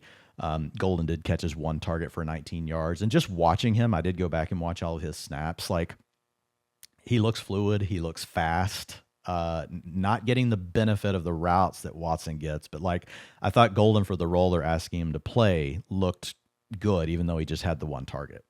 Right. Yeah, I agree with you. I think that it's as simple as the math of you don't get a guy that plays a full-time role in a good offense very often this late. So yeah. So Tucker Kraft, guys, didn't play, still from the ACL recovery, but Tucker Kraft and George Kittle are two of my favorite tight end targets after Loveland's gone. I think Zain and I are both smashing on Christian Watson like every draft that we can. If you read the draft strategy article, you'll see he's like one of my strategy pillars in round 5 and 6. Unfortunately, I can't get him when I go to Vegas and draft with Matt Swing and everybody else, that hears us talk on the show. Zain, he got me on Godwin. He got me on him. They were just really trying to punish me this weekend out in Vegas. So, no thanks to Matt Swing trying to ruin my party this weekend. Talk about the Broncos. They did play most of their starters for 2 drives. Packers did play much of their starting defense as well. And again, just real quick reminder, guys, that drive by the Packers was against one of the best defenses in the league. Now, I'm not saying that the Broncos are out there showing all their best stuff, but the Packers aren't necessarily either. And, you had them come out and do that, which makes it that much more impressive. It wasn't against all the Broncos backups. Nix was 6 of 9, 76 yards, and man, a nice throw downfield to RJ Harvey in the red zone. I'll just click on this one here for you guys. And Harvey did play that first drive, and then we had Jonah Coleman coming in. So I'll just kind of pop this out. There you go. Beautiful. And that's what RJ Harvey does. That's the role kind of I think you and I are both projecting him for, is to play a lot of the passing down stuff. Obviously, if J.K. Dobbins missed some time, we do think that RJ Harvey would see more work as well, Zain. But we also have to talk about Jonah Coleman. Jonah Coleman, even though RJ Harvey handled 100% of snaps on the first drive, and then he's done, Coleman comes right in on the second possession with Bo Nix still, and the starter still on the field, and he locks down all of that work. So I want to ask you a couple things here. One, like where you are on Coleman and Harvey, but I am to the point now with how well, one, I like Jonah Coleman and the rookie supermodel, does a lot of things that coaches are going to love. We've got Sean Payton, who he knows willing to use 3 running backs.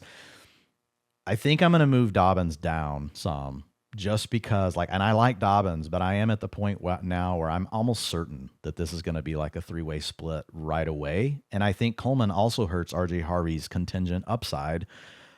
Even though I think he would get more playing time if Dobbins went down. So it almost makes Jonah Coleman as like my favorite pick of this backfield room. I think it's hard. The hard part about this is that they all kind of go like, so RJ Harvey and J.K. Dobbins go in like the same cluster. It's like a couple, rounds couple 9 and 10 spots. A couple running back spots apart. I was thinking about strategy around this, and I was wondering if I should draft 2 of them or like take Dobbins and Jonah Coleman or something like that, because I want exposure to this backfield, because I feel like if one person gets injured that you could get some significant value out of this, and I just don't know, like, and we see J.K. Dobbins be the guy that gets injured every year, but I'm so questionable on what happens when J.K. Dobbins gets hurt. I know that we're going to see an increase for Jonah Coleman. Is it going to be enough to be fantasy relevant? I know we're going to see an increase from RJ Harvey. Is that going to be fantasy relevant? And I get. So I haven't worried drafted about these this. guys a lot, to be honest, because of that Yeah, question. But exactly. and again, so I think my play is I'm going to move Dobbins down because I'd been taking a decent amount of Dobbins, but I think I'm going to drop him a tier just because, like, I don't think there's a way he's getting 60% of the rushing attempts. Like, it could still happen, but I think that Coleman's playing good enough that that's probably out of the range of outcomes. So if I were to take a back from this backfield, I think what you said is an interesting way. Like, you potentially play it where you take Coleman with either one of the others, or it's just Coleman. But I will say this: it's not a backfield where I have much exposure because they all are kind of nuking each other, even if there's an injury. Yeah, that's true. Like, Harvey's the archetype we want, Yeah, but like Coleman arriving there, my gut says that, like, and just like what we've seen and heard is like Coleman is definitely going to take on some of Dobbins' role if he's out. Like, he's going to be the better short yardage runner. right. He blocks really well, doesn't fumble. Like, he's a decent receiver out of the backfield. Like, he's a fire hydrant, dude. He's 5'8". He's a 5'8" fire hydrant. So Maurice Jones-Drew build. yeah, it's actually, it's funny. I've talked about that with Friedman on the night that Jonah Coleman was drafted. I was like, it's the MJD build. Yeah. The only thing I wanted to mention, so not running back related, Bo Nix. I watched the film. I thought he looked completely healthy coming Yeah, out, which was he looked good. good to see. And we've seen him be a top 12 quarterback, I think, both his first 2 seasons. And now you add Jalen Waddle, and we saw He's what QB the 14 offense right could now look like. on Sleeper and Yahoo, and he's finished inside the top 12 QBs. Like, it I just just quarterback guys is so rich this year. And as we start to feel better about Nix and Jordan Love, it honestly just takes so much pressure off of even worrying about the quarterbacks early in your draft. And we know Kyler's in our back pocket as well. And just with the way these drafts are working, and some of these receivers we like are going to move up based on the news, I'm leaning more and more to even later QB builds. I did it this weekend in Vegas with Bo Nix, and I waited. I played chicken. Everybody took their quarterback, and I just kept pounding the other positions, and I still got Bo Nix. And then I just it was a 20-round draft. I tacked on Malik Willis later, yeah. just to have 2 on that team. So I I love the did call something out. similar in my high stakes draft. I did a Purdy in like round 14, and round 15 I took Kyler. Yep. Felt good about that. So Me too. Yeah, I love that build as well. That's actually that Kendall had that build out in Vegas this weekend. She went with Kyler and Purdy as her 2 quarterbacks after waiting. The takeaway, guys, those that you can wait. You've all seen Jalen Waddle catch probably by now, but I'm I'll not sure throw it why out you'd here. want to put him one-on-one with a safety, Xavier McKinney, but Just so be preseason. it. The Packers did it, and that's what you do. You So put them in Jalen Waddle price. just showing that explosiveness, that yak. They put him in bubble wrap after that drive, guys. But Sean Payton's been talking him up all off season. What all they're going to do with him, moving him around, working him over the middle of the field. You get an example of it right there. Last couple quick notes here on the Broncos.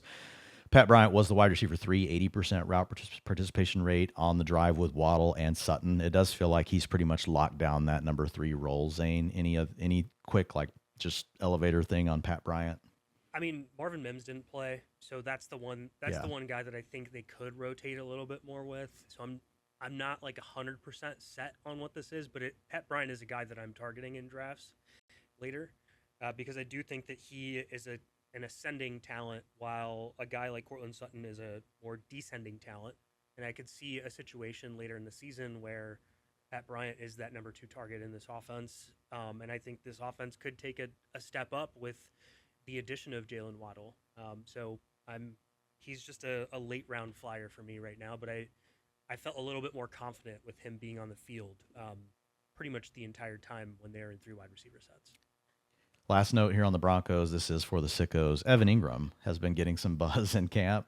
Zain, he had an 86% route share on 2 drives with Knicks. Now the Broncos were clearly testing out their passing game in this game. Like sometimes they come in with like a thing that they want to try to do. The Broncos were getting a look right at their passing unit here. So that could be part of it as to why Ingram was in a larger role here. But we do have that Davis Webb connection, who is the new OC there. And they had overlapping time, in New York, like twice Davis Webb, was a quarterback on the roster with the Giants whenever Evan Ingram was there. Anything that you're hearing from camp that could substantiate this? Because last year, it was just a massive rotation of these guys. Yeah, Bo Nix even talked about how Ingram is moving around more and playing inline still. Is playing inline in general, which I think is positive. We saw him play inline a couple of times in this game as well. Are we saying that this is going to be a guy that breaks fantasy? No. This is probably more of a best ball play in some ways, but I think he is a viable or tight end premium, like FFPC 20 rounder. Yeah, you could do worse things with your last pick than Evan Ingram. Exactly, because I think we're going to see a stronger route share this year. Whether that's does that get to 60 or 70%? Maybe not, but it's probably better than what 50% he had last year. So. Yeah, he was like right under 60 last year. The number we really want to get to is 80, 70, and a good offense can work. So we'll just keep an eye on it, guys, but just wanted to call it out. Carolina Panthers played their starters for 2 drives against the Jaguars' defensive backups. Bryce Young, 5 of 6, 49 yards, mostly playing from the shotgun, where we've got a lot of these other teams playing more from under center, but they were trying to get a look at the passing game. We had Chuba Hubbard out of this game. Jonathan Brooks played 91% of the snaps with Bryce Young. You guys know Jonathan Brooks has been steaming up boards, and that's really not stopping. But there's nothing new to do with this guy. Chuba Hubbard didn't play, but he's holding steady as one of the best running upside picks in rounds 8 to 9 on Sleeper and Yahoo, and he has a chance to take over this backfield.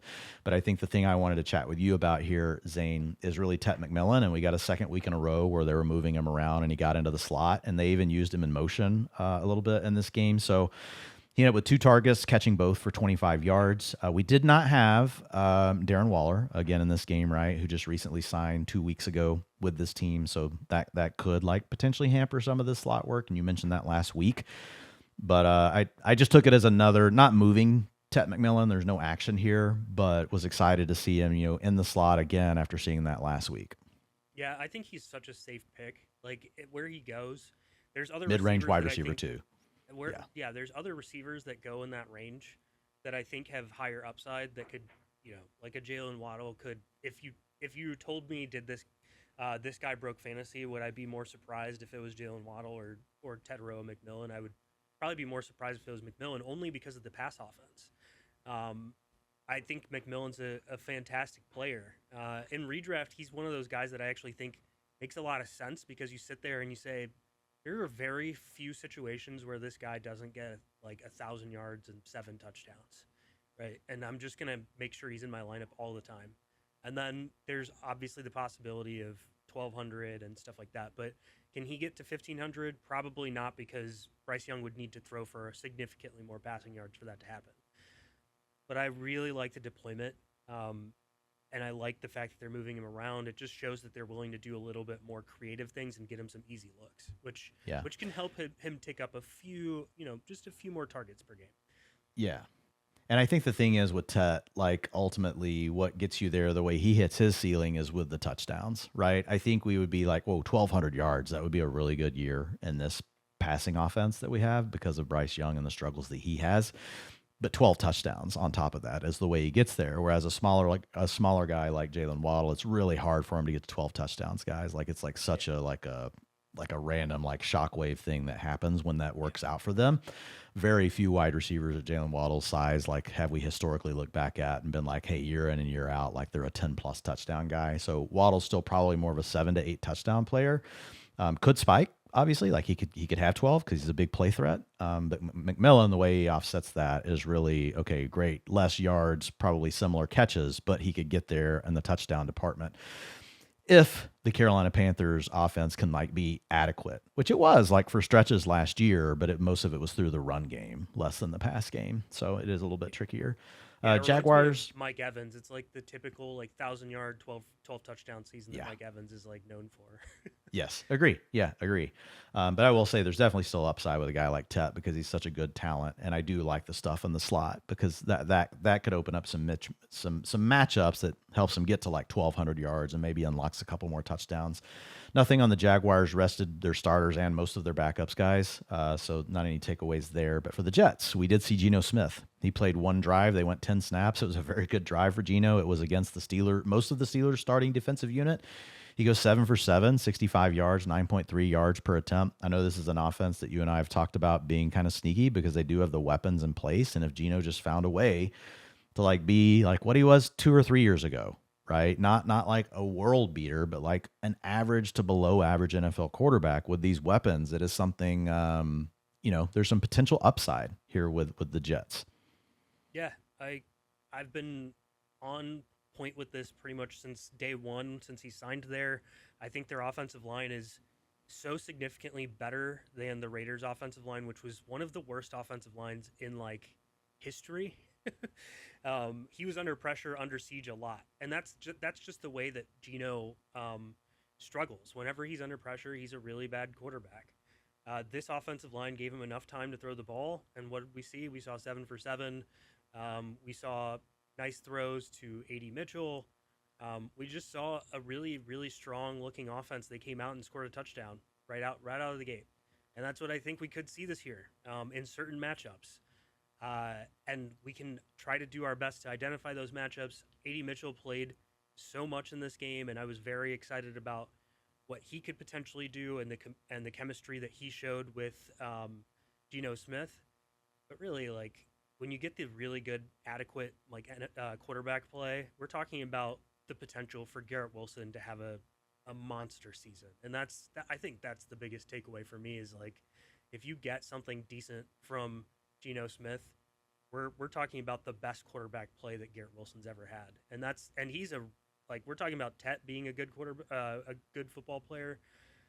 Garrett Wilson's already proven that he's above a Tet level already. So that's my biggest takeaway for the Jets is we love Garrett Wilson. If I'm nitpicking Garrett Wilson, it's back to the size thing. It's really tough for guys like that to score 10 to 12 touchdowns. But even with the additional target competition that we have here with the Jets, like Garrett Wilson could still have 150 plus targets, right? And if Geno is playing well, then that's going to be very good. So I'll never argue about Garrett Wilson. I love him. He scores out well and all the stuff that I do does well in your work. So Adonai Mitchell, guys, he is a wide receiver 5 option later in your drafts. He's definitely trending up right now. Could be probably more like in the wide receiver 4 range for week 1, whenever we put our week 1 rankings out here, which will be happening very soon. Last quick note here on the Jets was really around Omar Cooper Jr. He played more with the starters than Isaiah Williams, which was a flip from what we saw in week 1. Also not what we've been hearing from training camp. 57% route participation rate with the starters. He played 100% of the snaps on 11 personnel. He left the field when they went to their 2 tight end stuff.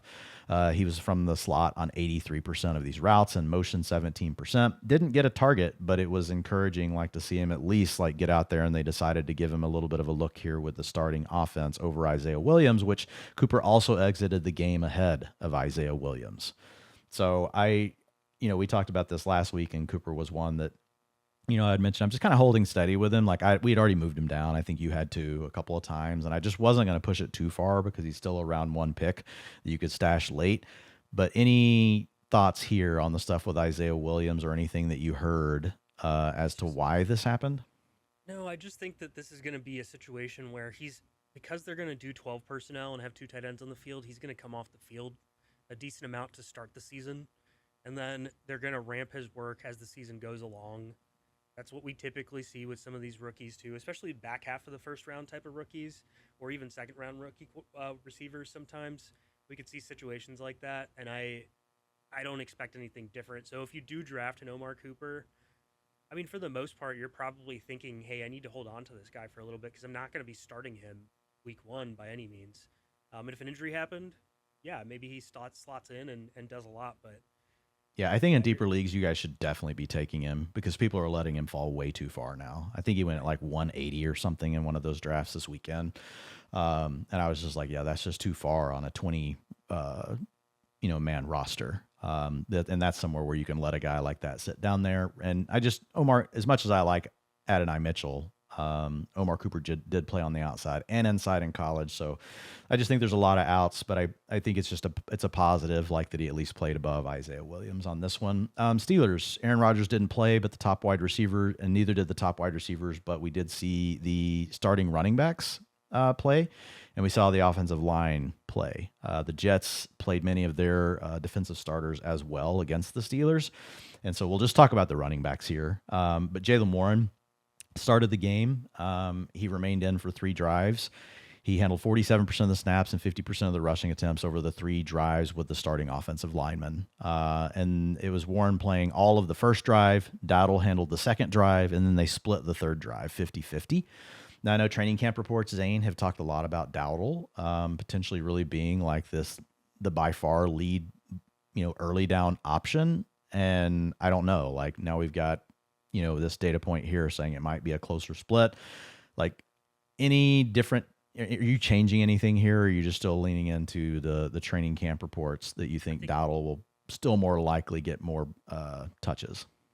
I'm leaning into the training camp reports. I mean, we see this sometimes, and we talked about it last week, where teams just want to get a look. It's like, hey, let's give you everything and see how it looks. Let's give you everything, see how it looks, and then we'll split it up and see what that looks like too. And they're just getting some more like game reps in this situation, and I think that's how they decided to play it out. Jalen Warren playing first doesn't necessarily mean a whole lot to me just yet. I think they should be ranked pretty much right next to each other. Yeah, I will say if it ran pure for either one of these guys, I think Warren has the higher ceiling. I do think Rico Dowdle's the better value in drafts. He goes later than Warren, and I think he has an equal chance to have more opportunities. So I've really just been leaning into that. We have the Mike McCarthy Dowdle connection as well, and then that's just really played out. So, guys, don't draft Pat Freiermuth 2 weeks in a row. And you have to be in a super deep gross league. But I mean, this is 2 weeks in a row now where we've seen Darnell Washington and him, just right there together. And Washington had more routes than Freiermuth in this game. They both played on all 3 drives. So I think this is just going to be kind of a nasty split between those two. Thursday games, 49ers, Brock Purdy played 12 snaps, completed 4 of 6 passes. This was against the backups for the Chargers. CMC Jordan James did not play, although both of them did return to practice this week. But Kalen Black, 76% of the snaps, 80% of the rushing attempts. How much are you leaning into this? Obviously Kalen Black's got a leg up, Zain, because he's been the healthy player. But do you think he's done enough to hold on to this, or do you think it's still just a TBD for you? Let's see what happens with James now that he could be working back in. I think it's so questionable still. Like Me too. We say that Kalen Black came back, right, and got into practice and got to play in this game. The good thing is that he actually looked good, and he did well in pass pro per the coaches. They evaluated him and said that.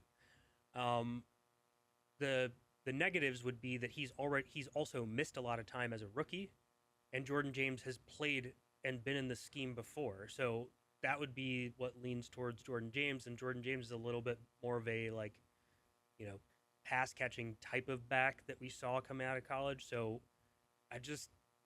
I don't have a good lean on this one at all, and I like want to take a shot somewhere. I think in redraft leagues, you just maybe stash one and see how it goes. And I Yeah. would, If I had to choose, I'm going to choose Black right now just because he's healthy, but I'm with you. What I would tell people is I don't have like high confidence right now about the way it works out. And most likely it's some sort of a rotation between the two when they're both healthy. So I think we're on the same page here.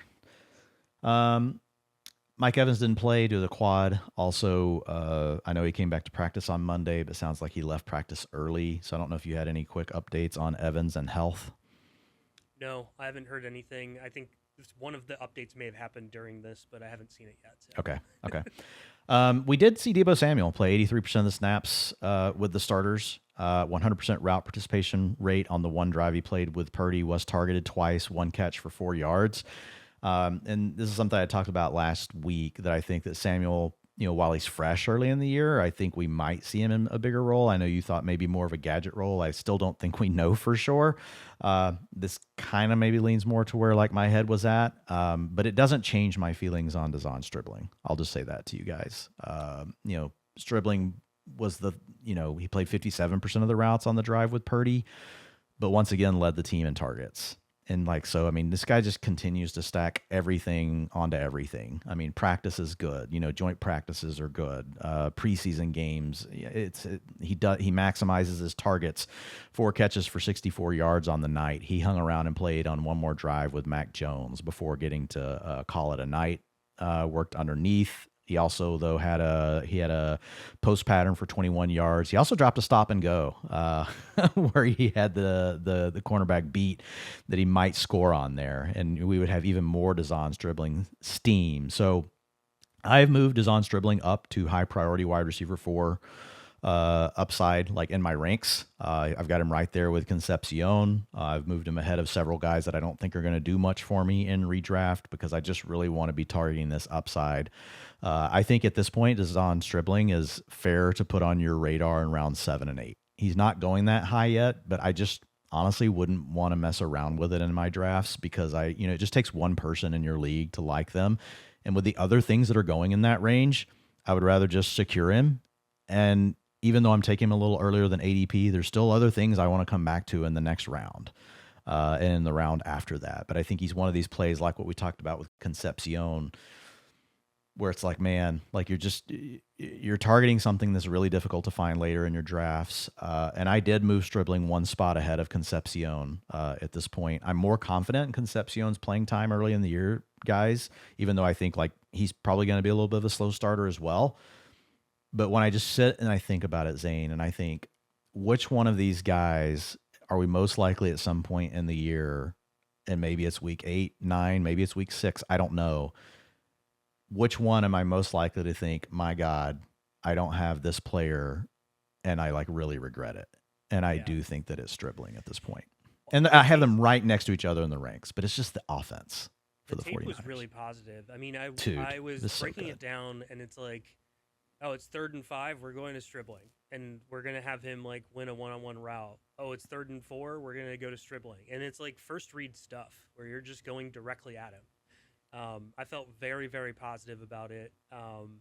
So yeah, I think you're probably right that the option is just add him. Oh, and that play right there too was great because it was kind of a bad pass by Purdy, and he showed to hands to like go out there and make it. Yeah, exactly. So just doing all the things coaches like, being quarterback friendly, using his hands to catch the ball. There you go. There's your 3rd down, getting a 1st down. Very positive stuff coming out of that game. Obviously, Mike Evans isn't out there. Kittle's not out there. CMC's not out there. But we know that all 3 of those guys are guys that will probably miss time this year anyway. So there's going to be ample opportunity for Dhanani Stribling to do stuff this season. Yeah. Yeah. And it's just like, here's his bigger play. So we'll leave this final one up. And so you guys can see it. But yeah, just when I look at Stribling, it's like, man, like with their age and everything and just like how well he fits what they like to do. I really do feel at some point, and I can't tell you exactly when it's going to be, guys. And he's another guy you probably aren't starting in week 1, like what Zain talked about earlier. But you got to remember with your fantasy roster, like you want to stack like that really high upside on it. And like you can circle back later, right, to handle like some of the other guys you might want to play, in week one. I'm not taking Michael Pittman over him. I'm not taking Marvin Harrison Jr. over him. I've moved him ahead of Brian Thomas Jr. We talked about all those guys with KC Concepcion. I'm just making my stand on these players. You know how to read your draft room. If you don't need to take him there, you can wait, guys. I took him in round 6 of a draft this weekend in Vegas because like I got completely snapped off at all the receiver stuff, Zain. And I had started off with Ashton Jeanty, Ken Walker, Colston Loveland, and then I had come back with Tet McMillan. And, my whole plan, like Swing took Christian Watson from me. That was going to be around round 5 pick. And I was just like, man, the way these guys are taking these receivers on the way back in round 6, I just went ahead and took Stribling right there. And I'm not advising you guys to have to do that in your home leagues. That was a competitive, kind of draft with everybody spending $350. And I just looked at the board and I was like, man, which guy am I going to be the most disappointed if he doesn't make it back to me in round 7? And the name was very easily Stribling. And that's honestly when I decided to change my ranks, is when I put myself through that litmus test. That's the best way to test your ranks, is like doing an active draft and being like, well, why would I ever take this guy over that guy? Yeah. Yeah. And we try to thread the needle for you guys because we don't want you to reach too far for them. We want you to maximize it. And so I didn't go further than that. I put him in a range where I felt like you would clearly see his name as standing out to you. But it like wouldn't be crazy because you're not going to have to take him in round 6. Like where I've got him, you're going to get him in round 7 or 8. But I think you're just sure that, he's him or Concepcion. You're probably walking away from your drafts with one of those two guys. Chargers, they did play their starters as well, Zain. We had Justin Herbert out there for one drive. It was only 3 snaps. Omari and Hampton played 100% of the snaps with Herbert. But then we had Keaton Mitchell come in, and he played the next 2 drives. And he caught an 11-yard pass from Trey Lance. So the Keaton Mitchell pass-catching stuff continues to pop up. Trey Lance, man, looking spry out there. Like I was like, wow, Trey Lance is still got the speed. I haven't seen it in a while, but it was showing up. And so I think right now, like Kamani Vidal came out as he was the running back 3 in this game. And man, he stayed out there a lot longer than Mitchell. So I feel like this just matches what we've heard from camp and what we saw last week as well. So I think it's pretty clear to me right now that Mitchell, and I think Vidal would play if Hampton missed time, Zain, but Mitchell is clearly the guy that they've got more designs around as far as their plans. Yeah, and then we see that in offenses where it's like, hey, this guy has a designed complementary role, and then if the starter got hurt, undoubtedly Keaton Mitchell will probably take more work on, but so will Kamani Vidal. So I think that's how it'll naturally play out. Mitchell has the profile to obviously win you weeks whenever he's on the field. We just don't know if he's going to be able to take on a big workload, but it's exciting to have him on your team. But he is one where you could say 12 touches for that profile in a Mike McDaniel offense is probably worth more than like 16 touches from Dylan Sampson with the Browns. We have to mention Dylan Sampson. Well, I'm backing your theory though, right? Yeah. Like I would take 12 touches from Keaton Mitchell in Mike McDaniel's offense with the Chargers over like 16 or 17 from Dylan Sampson and the Browns. 100%. Yeah. So not all touches are created equal. So Mike McDaniel, mastermind. Not going to spend any time on this, guys, but man, Aranda Gadsden he is down bad, guys. Charlie Kohler and David Njoku worked ahead of him, and Gadsden played way late in the game. You can get him really late. But I just don't see the point right now. I really do love him as a player, but this is not the right fit for him right now with what he does best. Raiders rested their starters, but Mike Washington was out there for 85% of the snaps with Mendoza, ripped off another long run. Zain, just look, doing the things he needs to do with the opportunities he's given, and now we've got this ankle injury with Ashton Jeanty. I don't know if we've got any more news on it, like since we've been on here, like of the nature of Jeanty's injury. But I do think that Mike Washington Jr. has played well enough that I feel really good that he's locked. And I just look at the depth chart. This is a team that could definitely be in the market to add someone if Jeanty is, got an injury that might really hamper him to start the year. But as of right now, I think Mike Washington, he's not in that tier with obviously the Lloyd and the Bigsbys. But I think once you get down into like the 160s, 150s of your drafts, he's on the map for me, and he could be starting week 1. He might get a couple of starts. Yeah, he's very clearly to me their handcuff, and I think he would get a lot of work if Jeanty were to miss time. and I think he's going to miss time, just based off of what I've heard and read. The way Albert Breer was talking about how the team is changing plans to maybe not have Mendoza play as soon as we thought he might come in, because they don't want him to be set up for failure with not having a guy like Ashton Genty out there. We don't know. I mean, it's very possible that Genty is fine, but when people are talking about it that way, it makes me think that there's still a significant injury. I have not moved up Mike Washington enough yet. I was waiting to hear like finality on the Genty thing, and I hadn't moved Genty down yet. So give me a break on this view. No, you're good. You've been grinding. I moved Genty down to 17, not running back 17, but 17 overall. I'll read some more of the news today.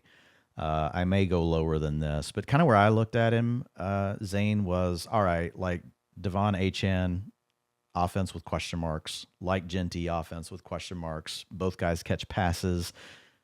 Achane's healthy. So that was kind of my first, like, I need to update this in case anybody's drafting right now. But I got Genty down to the middle of round 2. I may end up moving him down a little bit more for Mike Washington. I ended up moving him up to, right now he's sitting at 132 overall. So a little higher than what I actually thought I had him. But I've got him after Bigsby, after Lloyd, after those guys. I may move him down just a little bit more. I'm gonna see what I read about Genty this afternoon. If Genty's out for like 2, 3, even something like that, I'm gonna be moving him probably to the third round, because the way that I think agree about with this that is if he's out for that long. because it's really important. Like the first few rounds, you're really trying not to lose more than you are even trying to win. I mean, there's situations where you can kind of get both. Maybe a Kenneth Walker is a situation where you could get both. But when we're talking about guys missing games, you can't have your first round pick missing too many games. There's just in a lot of formats, you're sitting there and you're trying to make the playoffs, and just like foregoing a couple matchups with your first round or second round pick is just too much. When I moved Genty to 17, it was just we hadn't heard anything, and I thought if it's a high ankle sprain, even if he's playing week 1, that was enough for me to move him to 17. If I know he's missing games, I'm with you. I am moving Ashton Genty out of round 2. I will be getting him down into round 3. Yeah. And we're sorry. We'll pour one out for Mr. Alex Cops, his main man, Ashton Genty. So, hey, Alex, you'll be able to increase your exposure to Genty. Maybe that's the big positive here. I'm not going to talk about these receivers. We need to wrap up here. Houston Texans, they did play their starters, several of them anyway, for one series. The main weapons like Nico Collins and stuff rested, but they did play the offensive line. And they're another team that's like just shaking things up. Trent Brown played ahead of Braden Smith, who's the listed right tackle right now. And then Evan Brown played ahead of Wyatt Teller, who has been listed as the left guard. So this is a team that had a big shakeup with their offensive line, and it looks like they're still trying to figure out who exactly the starting 5 is going to be. And it's really important because it's been like an Achilles heel for this team over these last 2 seasons. And we saw C.J. Stroud get pressured on 33% of his dropbacks in this game, despite facing the Raiders backups. This wasn't Max Crosby out there getting after C.J. Stroud. So still have some concerns here about the offensive line, for the Texans. David Montgomery rested. Woody Marks did play the one possession. He handled 100% of the snaps. Had a 9.3 yards per attempt. Again, Raiders backups here, guys. So Marks is not somebody I'm super interested in, Zain, but he's definitely been getting, some steam as being maybe in a little more of a rotation than we thought with David Montgomery. So I did move Montgomery down a little bit last week in my ranks. Have you done anything with this backfield? It's one of those things where I was taking 0 of Woody Marks because he was going above like the guys we've been talking about with like Tank Bigsby and MarShawn Lloyd. And I just prefer to have those guys that have like immense upside and a really good offense. And this isn't an offense that projects to be all that great. But now with the way he's performed and the way coaches are talking about him potentially being a complimentary, not complimentary, but because we kind of expected that, but just how they're talking about it more like maybe a rotation. Yeah, like more of a like rotation a now. 1A 1B. And the film looked really good too. Okay, and there's been a lot of positive chatter about him too, and now it's making me question how much it's going to be Montgomery versus Woody Marks. Originally, Yeah. I was thinking it might Again, I be. moved Montgomery down last week, and then I saw this, and I was like, I may bump down Montgomery a little bit again, and maybe I need to move Woody Marks up a little bit. But like, if the answer is like behind this offensive line that they're going to split carries, like I really am not that interested in either player. Yeah, And if I that's very were, true. like, maybe the answer is Marks because he's the cheaper one. Yeah, Because you I start think getting really our into a thought Pollard process was, and Tajay's kind of yeah, situation. yeah, yeah. And I think we both agree like Montgomery's better than Pollard, but yeah, you've got a lot of question marks with the offensive line, similar to the Yeah, Titans. very Yeah. very similar. Yeah. So, okay. I think that is it, guys. So Zain, appreciate you popping on. Why don't you let people know what you've got coming this week, where people can find your work, all that good stuff. Yeah, so obviously you guys can find my work on Fantasy Life. We'll have an article coming out about receiver score. So I've been pointing it at the preseason data so we can see what kind of roles people are in, the ones that are playing at least, to see what's more favorable for fantasy. I think it'll be really important as you get into draft season to know, based off of the players who are actually playing in these preseason games, what they're doing and how valuable they are. Um, and then I'll have some more articles that are coming out right before the season with flag plants and different things like that as well. So you can catch that coming in the next week or two.